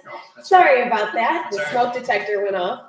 The band was rocking a little too hard, I think. But other than that, I think it went really well. Thank you, everybody, for your help. I really appreciate it. Yeah. So You did a great job. I want to thank Kirsten and Joe and Dave and everyone. Yeah.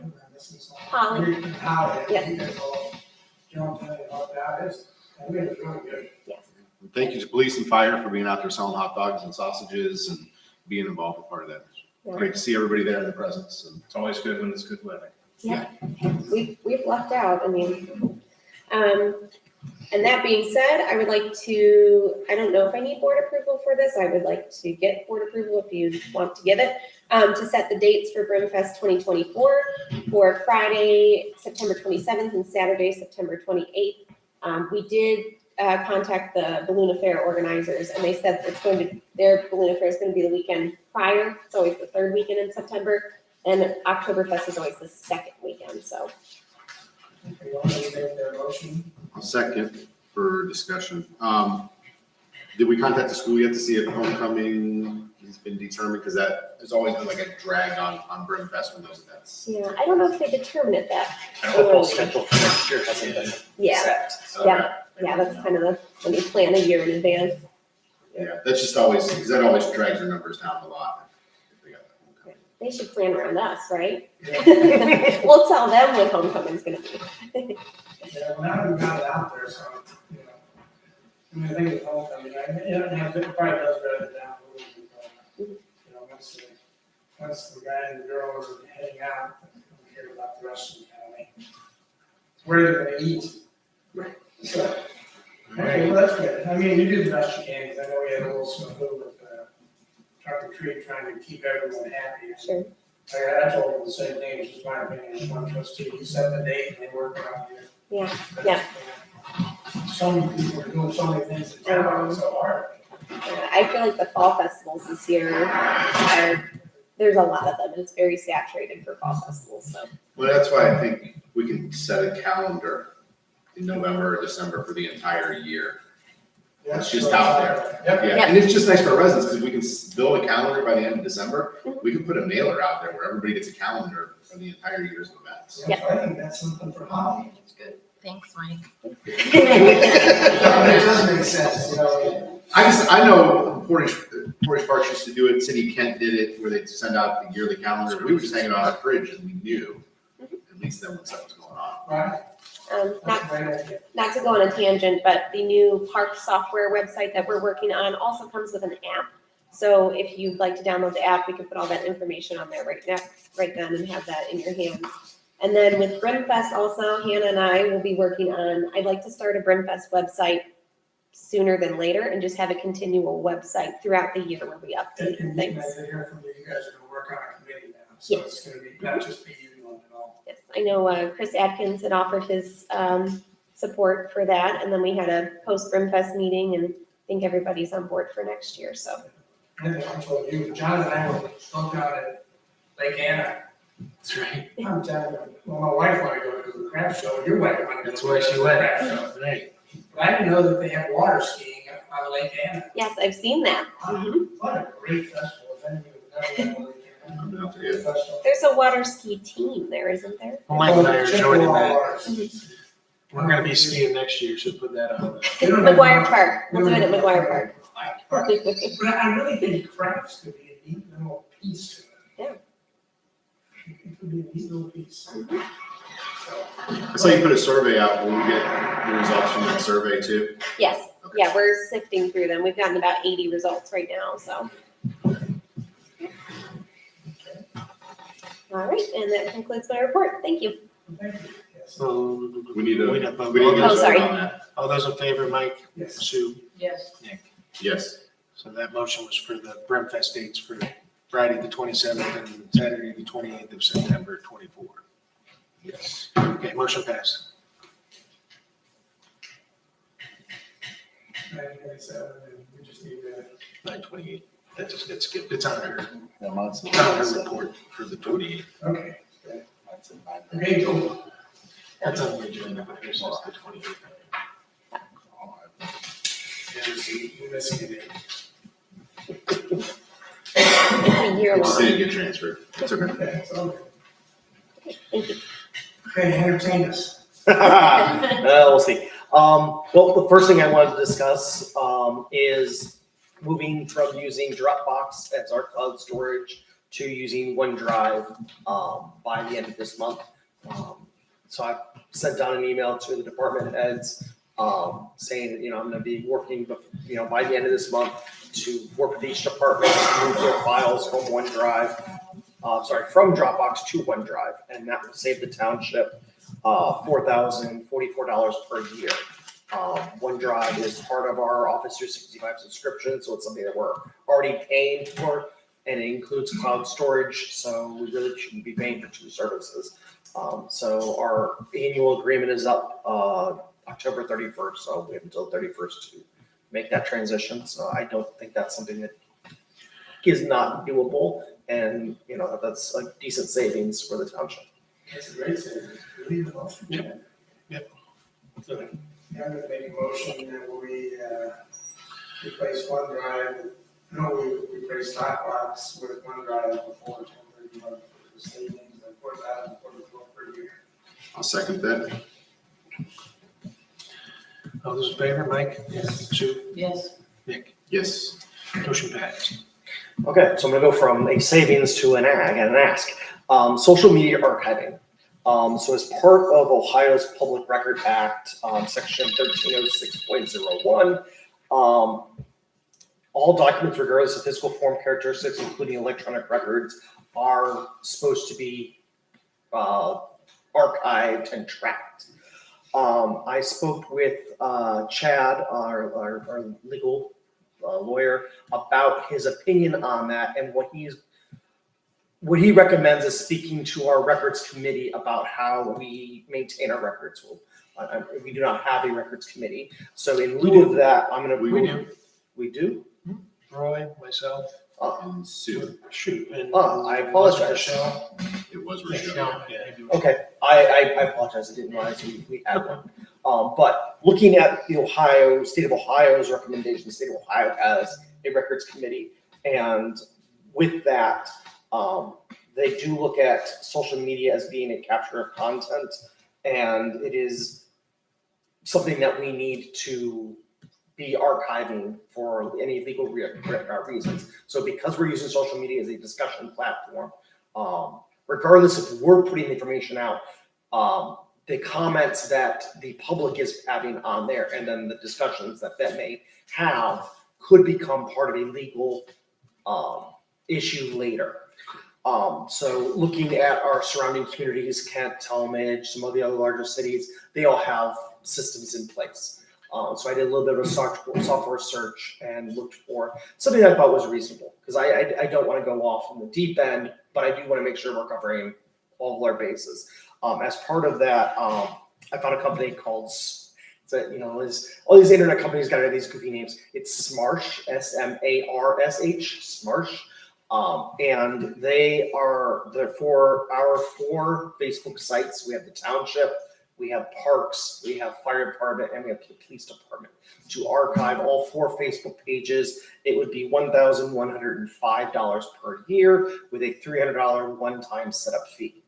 So it's not a great deal of money, but what I would see more reasonable. It was the least of all the options I looked at. I did look at our web provider that we're working with, Civic Plus, does have a division that does this, but theirs was in the $4,000 per year range, which I thought was a little excessive for just archiving social media, and that's why I continued to search and found this company. One of the things you have to be careful of, and I know a lot of other companies are pop up, is with Facebook being a independent company, they make their own rules on how long posts are kept and deleted and archived, and so you can't trust that the data is always going to be there, because their algorithm says, hey, this hasn't had any activity recently, we're going to delete it. Also, people may make a harsh comment, and then 30 minutes later, after other people have seen it and have responded to it, they may change their mind and edit it. Again, Facebook has no legal requirement for us to say what did it say originally. So you have to make sure whatever application you find is going to capture what was originally posted by who. So even if they change or edit their post or even delete their account, we can still have record of that it existed. So because what happens is a lot of times someone will post something, they may change of heart and change it, but it's already started a thread. There's already responses, there's already comments based on that original. And so if they delete their post, now everything below it is taken out of context. So we need to make sure we have all that information archived. I guess, and let me interrupt right there, because this is 2 different subjects. Holly's been working on it, but we need to get a policy in regards to our Facebook pages on what we allow and what we don't allow out there. Just my personal opinion on it, I don't think anybody should be able to get out there and just badmouth things with no information whatsoever out there, incomplete, wrong.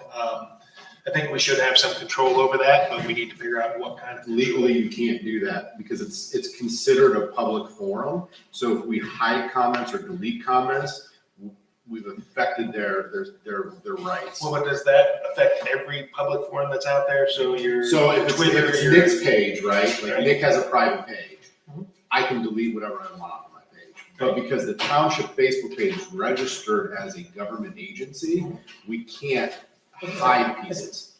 We can have rules. Yeah, we have to have Hate something out speech there. can be not allowed. So what we have to be careful of, and the reason that we have. But if somebody says something that we don't like, Not we bad. can't. Right, if somebody just that bothers everybody in town or whatever they put out there, we should have some rules that we should be able to eliminate some of those things. I think you have to be careful on that though, under that Right. second. That's one. why- And I've been researching that, and Holly and I are working together to create that policy. So we drafted some Facebook rules that we'll bring in the policy, but just again, setting guidelines for appropriate speech, and if it would cross those boundaries to a certain level where it's harassing, discriminatory, something that's. Yeah, I think we have to be careful, but if somebody's dropping an F-bomb and says F you, we may not like it, right? But it's Facebook is gonna hide that and delete that automatically. Right, but if we Facebook say just- there's a fire in the building, that's different, right? Well, why would Facebook be able to hide it if we weren't able to hide it on our own government page? I mean, what rules do they have that we don't? Their have? terms of service have been changed, and they're adding some AI features, because this actually came up, where someone did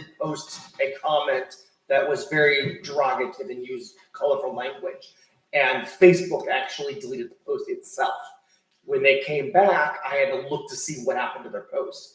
And as an admin, we can see it, that Facebook deleted it, but I can't bring it back. It's outside of Facebook's terms of service. Right. So we have to, it's a private company. They have their own terms of service. So based on their algorithm, they may choose to delete something. And based on that, also those terms of service, we can have rules, but obviously, to what you say, we can't say, they can't say anything, we can't prevent them from posting their opinion, but we can say no hate speech, no profanity, as long as it is. Well, I would feel better that we get a solid legal opinion. That's why on we this. put that all together. Yeah, again, part of the policy, we're gonna do the research. Joe's been working on this, and we'll make sure that everything is compliant, and then we'll draft something to bring to you, which will define what we will remove, what we won't, and we'll have that clear to ensure we can do that. Well, and that would have to be across all of our. Yeah, you would just, what you want to do is just, there's model policy out there for something like this for a government-sponsored site. You want to post those terms and conditions on your page, on your social feed and on your township website. That way it's there. It's transparent for everybody to see. So things like spam or selling a product. I've had people hijack our patch online and post it on our page. They want to sell Brimfield Police Department sweatshirts with our patch on there. So there's things like that can be incorporated that, and you can just post that to your feeds and to your website. But we have to be careful with hiding people's posts. No, I know, but we need to have rules out there that just can't, it's not just go and say whatever the hell you want out there, threaten this person or threaten that, you have to have. I think, threatening is one thing, but misinformation is another. I mean, I know we fight the misinformation battle all the time, right? But there's anybody that has a comment about something they're wrong, I don't even comment to that because that's only get into it with them, but. Right.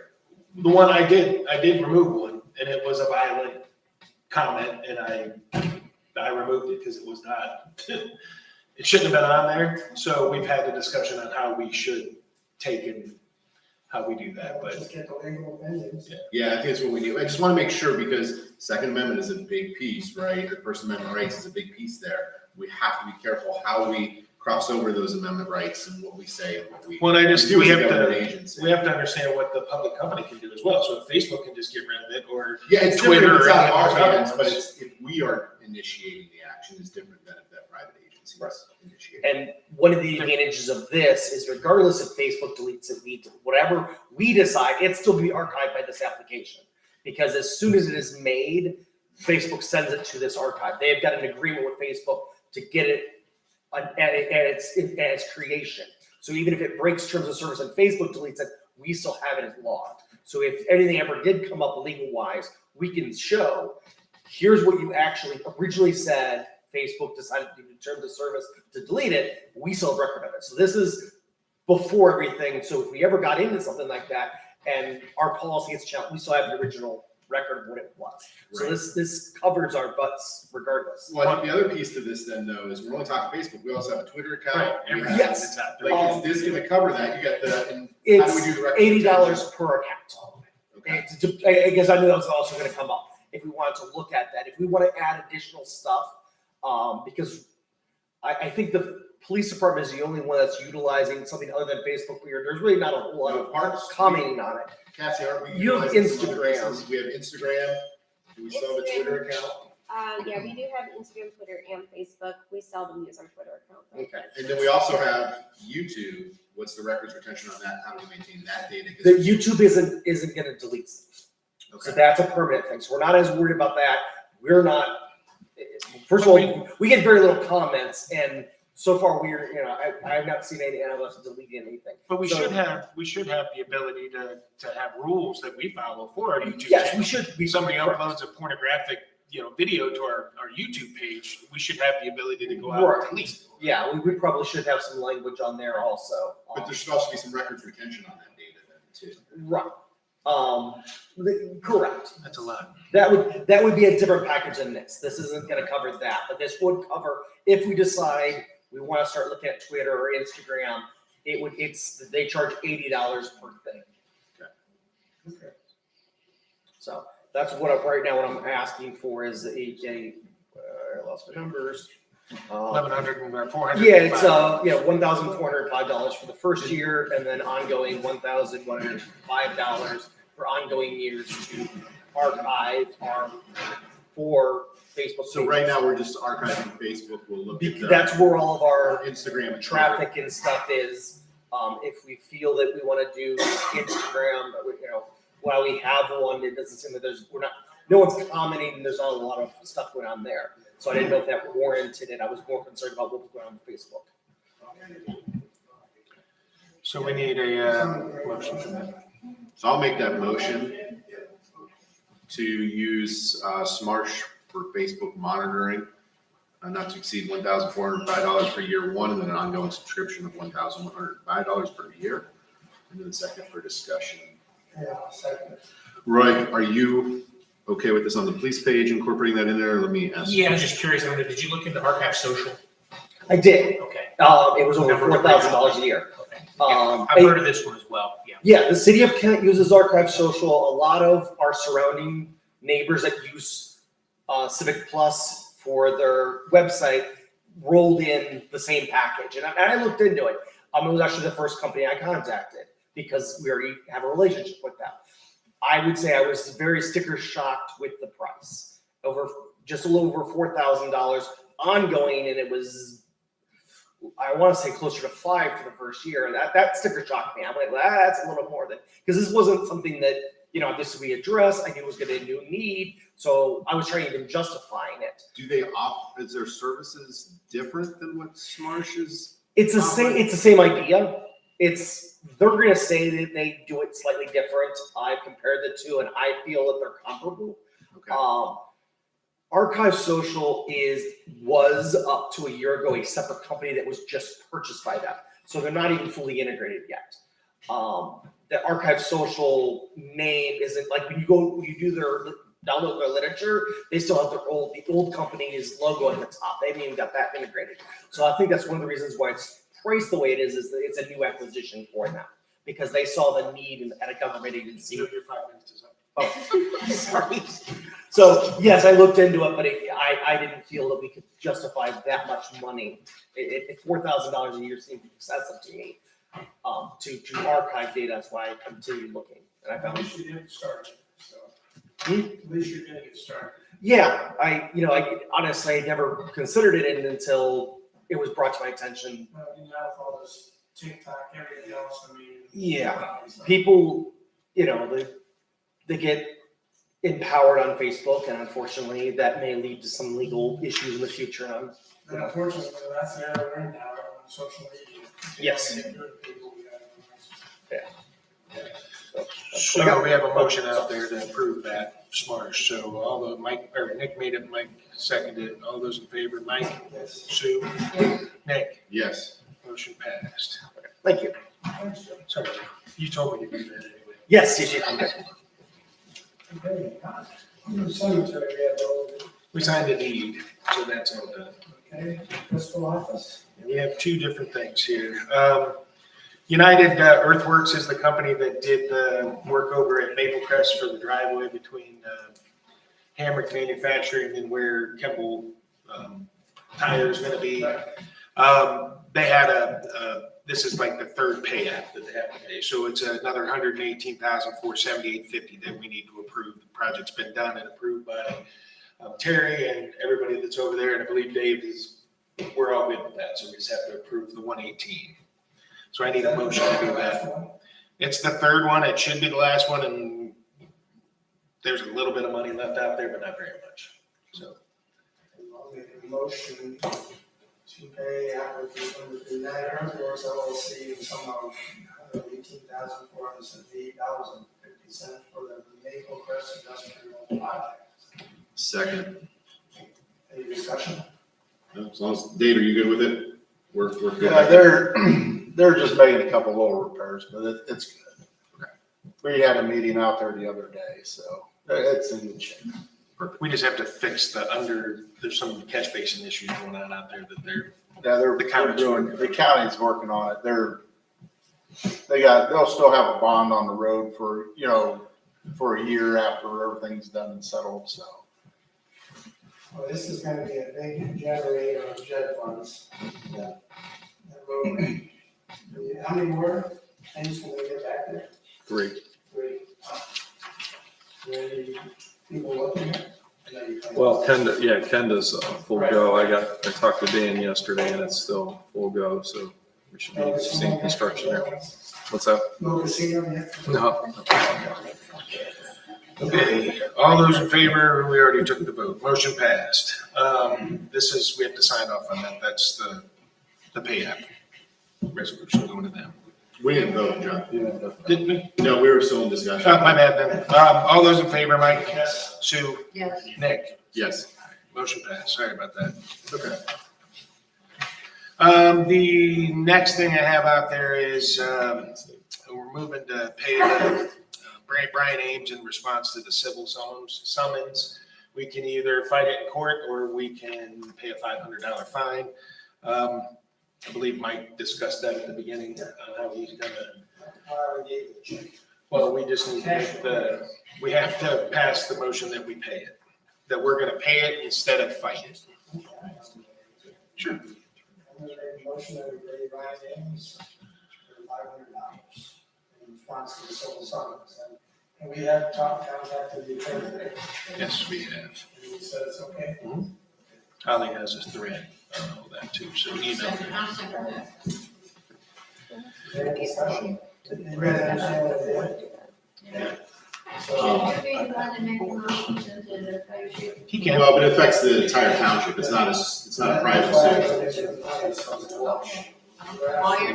So the check that we signed for Brian, is that this check or is that the check from the previous? No, that's the 9/12. Okay, so did we pay the other one already? I don't. Because remember, it went to court and then we It said did. we were gonna agree to it, but under certain stipulations, and then I haven't And then seen it a went to check from Greg her. Beck, and I don't know. We'll check on that. There has not been a check cut to him yet. Okay, that's what I was trying to figure out. There was something that Greg Beck was checking with Andrea, and I don't recall that conversation, so we'll have to look it up. But this one is from the 9/12 summons that we got, where Mike has decided to make the payment for it. So, And I did talk to Ryan Ames. They told me not to, but I called him, to talk about it. He's really, he is happy with the way we do things. right. My question is, on the last time we did a motion for this, we worded it in a way so that we weren't admitting guilt, because there was concern that if you continue to get multiple violations, then it could be pushed to a higher. That's why we pushed it up, because he wasn't here.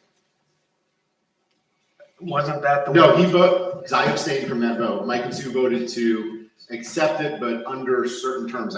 Sorry, I can't think of the language we used, because the attorney was present with us and said, well, we don't want to admit guilt. We don't want to accept this by admitting guilt, which then shows that we have repetitive violations. It was, hey, we're just going to pay you basically. I'm gonna have to check. I can't recall. I'm sorry. But the question is, do we want to do that? Do we need that same language for this motion, or are we just going to say that? Well, there's no point in fighting. Well, it wasn't a fight. It was at the end, once we came to an agreement, there was a way we worded it, because otherwise we ended with multiple violations where we admit guilt to it, or found guilty, I guess, of the violation. Was this discussed on that, Tony? I don't remember. Because I believe that was what you guys were talking about, not to admit guilt, but to pay for it. Right. And it was, Gaddetti was here. He's the one who gave us the language for it. And That was the old one, though. Yeah, that's why I'm asking. I don't think we did. Language Yeah, now, we or we didn't just do say, anything with we that. admit that we did it wrong, we're just gonna pay it. We're not gonna do it. We're just gonna say we're just gonna pay it. We're not gonna do this. And if we don't admit guilt to it, we're just saying we're gonna pay it instead of going to court. I'm gonna have to check what we did with the other one. Because There's some reason sometimes the we delayed it. language matters for future case. I know. Right? Not to say that we're gonna do this again, but I'm making sure that we're looking out at how future case plays. Well, we delayed something on the last one, and I can't remember Well, what it let's is. just So- stick to this one right now, so. Well, then we're gonna move to approve payment to Brian Ames in response to civil summons. Right, we'll just have to look into that other one. We're just not going to court. We're not saying we're guilty, we're not saying we're not guilty. That work for you guys? Was that your motion, Mike? Yeah. Sue, are you good with that? Is a second? Yes, Okay. All those in favor, Mike? Yes. Sue? yes. Nick? Abstain. Motion passed. That's all I have. We have this. We have an executive session for the police department, consideration of compensation of public employees. Sue? Do you want to do good in the order before we go to that? Yeah. Let's, does anybody have any this time we only get one. Yeah. This time we only get one. Yeah, 1 minute. No, does anybody else have any, add I have one. Are they going to clean up the side of 18 near the fire department? And I think that was a little better. Get rid of that. They look like they're working on it the other day. Craig, have you? So they came up there, they pushed some stuff around and left. So why, I don't know the answer to that. I thought they were getting rid of that and they worked today and left. So Craig, when they do that, are you talking about trying to keep it as level as they can? Yeah, well, so, Possibility it wouldn't, so they have weddings there again? yeah, I thought that was the landscaper and it wasn't the landscaper, that was the excavator. So, I don't really know what he was doing, Clyde. I'm not sure on that. We just recently approved the landscaping over there, so things will begin to be addressed in that area very soon in regards to And then landscaping. I will talk to them about that. I know you do those instead of a lot of weddings. You don't want Jimmy or Johnny, falling off the side. One other thing I got. I've talked to a lot of people the last month or so.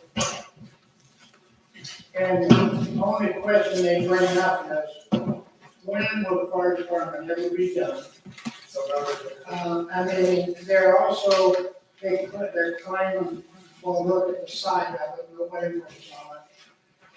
Should the township put out a letter or something explaining what the problem is? Or just let them go? Now, if I would- anybody wanted to get something about fire department, road department, I don't think they would pass it to people. So, Well, I'm gonna just give it a little bit of information that we have that Holly and I are working on right now. We have to get legal involved on that, and we're in the process of that, so I don't know if we wanna put anything out without having an explanation from our legal department on any of that, so I don't know. We're just as frustrated, well, we're more frustrated than any of the residents are. We've been dealing with it since 19. So but yeah, I'd have to wait to see what our lawyer says in regards to putting anything out there. I mean, I decided it was a good idea. This one's. I mean, Clyde, I know. I was gonna say, yeah, it's a picture. That's why. Much work. Well, even just an FYI, I mean, what was it, October 24th, the last meeting that it was gonna be? Now it's been pushed out to the 15th of November, which has nothing to do with us. Had to do with the fact that the doors didn't come in and the elevator got delayed, and so now it got pushed out to the 15th. And then they tell me, look at towns, they started after, and they're completed, and then. So. I think it's a combination of a couple different things, but I can tell you that Craig and Holly and everybody and Joe, they're all on top of that. And we pound our hands on the desk over there to get things going, and we run into a lot of brick walls on things. So, did that answer from you guys? I didn't want to cut out anybody if you wanted to just. A question regarding the third department. brought up last meeting. And as I said, it's been a while. What repercussions does the township have, and was there not an end contract? Oh, it's $1,000 a day that Okay. we can fine them for not being done on time. But, nowadays, companies file bankrupt. I mean, seriously, that's society's way out, but you can find your way you want, I'll just go to that business and make a new one, and then we're still out. Well, in regards to that, I'm not a legal person on that, but our contract states that they have $1,000 a day penalty.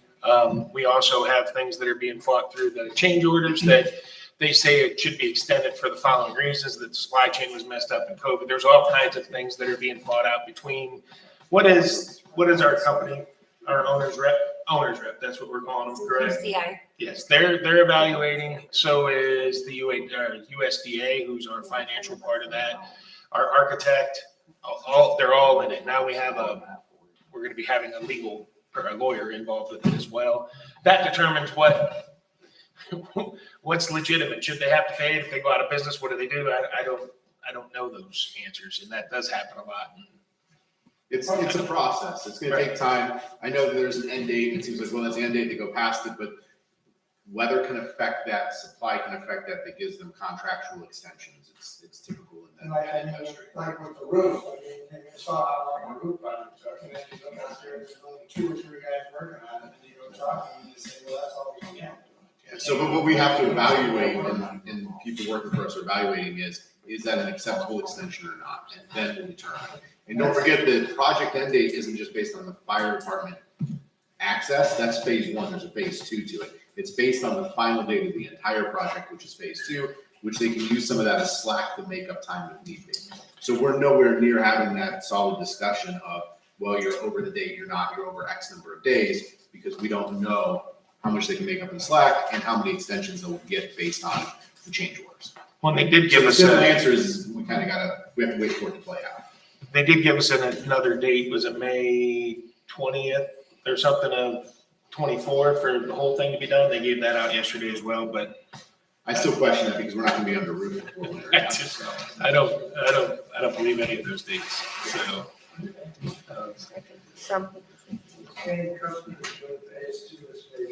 Yeah, it was an entire bid for phase 1, phase 2 projects. This time now we have this guy we hired that's actually fighting for us. Because none of us are construction experts, so he can, like I was saying, go through all these change work orders. I think we had, if there's a lot, over $1 million in change work orders. Well, estimated that they would, but we're not paying those, we're fighting them now. I like that one that said it's 36 pages. I mean, there's no way we can do this. We need to have somebody outside.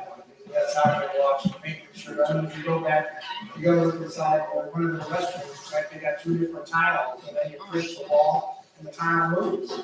There's things that we can't accept. So this is, we have more eyes on the project now, so. Well, not giving them any excuses or anybody. I mean, we never dealt with COVID and shutdowns and things like that before, but I don't know to what extent those are valid. And that's why we have these other players out there saying, yeah, that's valid to that date, but after that, no, it's not. And you owe us, and this is the number. Our main thing is you gotta get our firefighters in the building. The area that they live is a mess. It's wet, it's deteriorated, I mean, they need to be doing. Like you heard Craig say, they have 3 new officers coming, we have no room for them. I mean, soon we're gonna look like an emergency room, we're gonna have people sleeping in the halls. Sleeping in chairs. Who inspects those buildings? Well, Portage County, go through them, I mean, Craig has been looking at them. Our architect does walkthroughs. And so does the QCI. And there's weekly meetings at Sioux Fields and towns every Thursday. Now, holidays and Sunday. I mean, we're on top of it. People don't think we are, but, I would never again start building a building after COVID. Yeah, but we started had no before idea. COVID. We didn't know that was on the horizon, or we had never done that. Yeah, so we're trying. One other thing, a lot of the people are missing the luncheon for the seniors. So maybe once they move over, Craig, maybe you can have a luncheon for the seniors. I would love to. And make them happy. I'd be happy. We've talked about, we just have nowhere to do it right now. There's just nowhere to do it. Over. Right. It just depends on what the construction site looks like for phase two. Well, and then they do run into some issues, Clyde, with having public on a construction site, so then we run into issues with that as well. So, The older people are smarter than what you think. just saying, I'm not a lawyer, but when you fall down the stairs and sue us because it wasn't done, then what do we do then? Yeah. So we're working through it. It's on the radar. We've talked about it multiple times. It's just, it's construction. We'll talk later. Okay. Well, now it's time to get into our. Okay. This date, 10/3/2023. 10-4. Kevin, That's my bad. 10-4, sorry. Yeah, my bad. That's wrong day. okay. This date, 10/4/2023, trustee Mount Sensi moved to convene an executive session pursuant to Ohio Revised Code, section 121-22G, for the purpose of considering the following matters. Compensation of the public and private or official. And you need to go back to the second.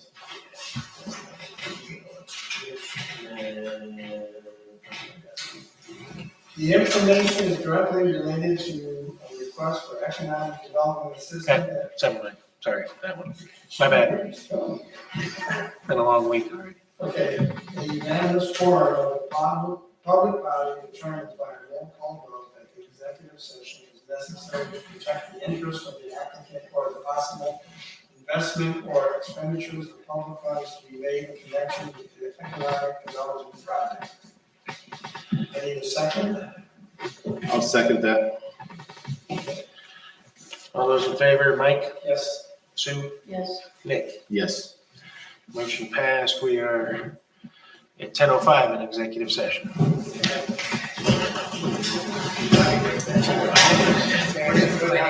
Yeah.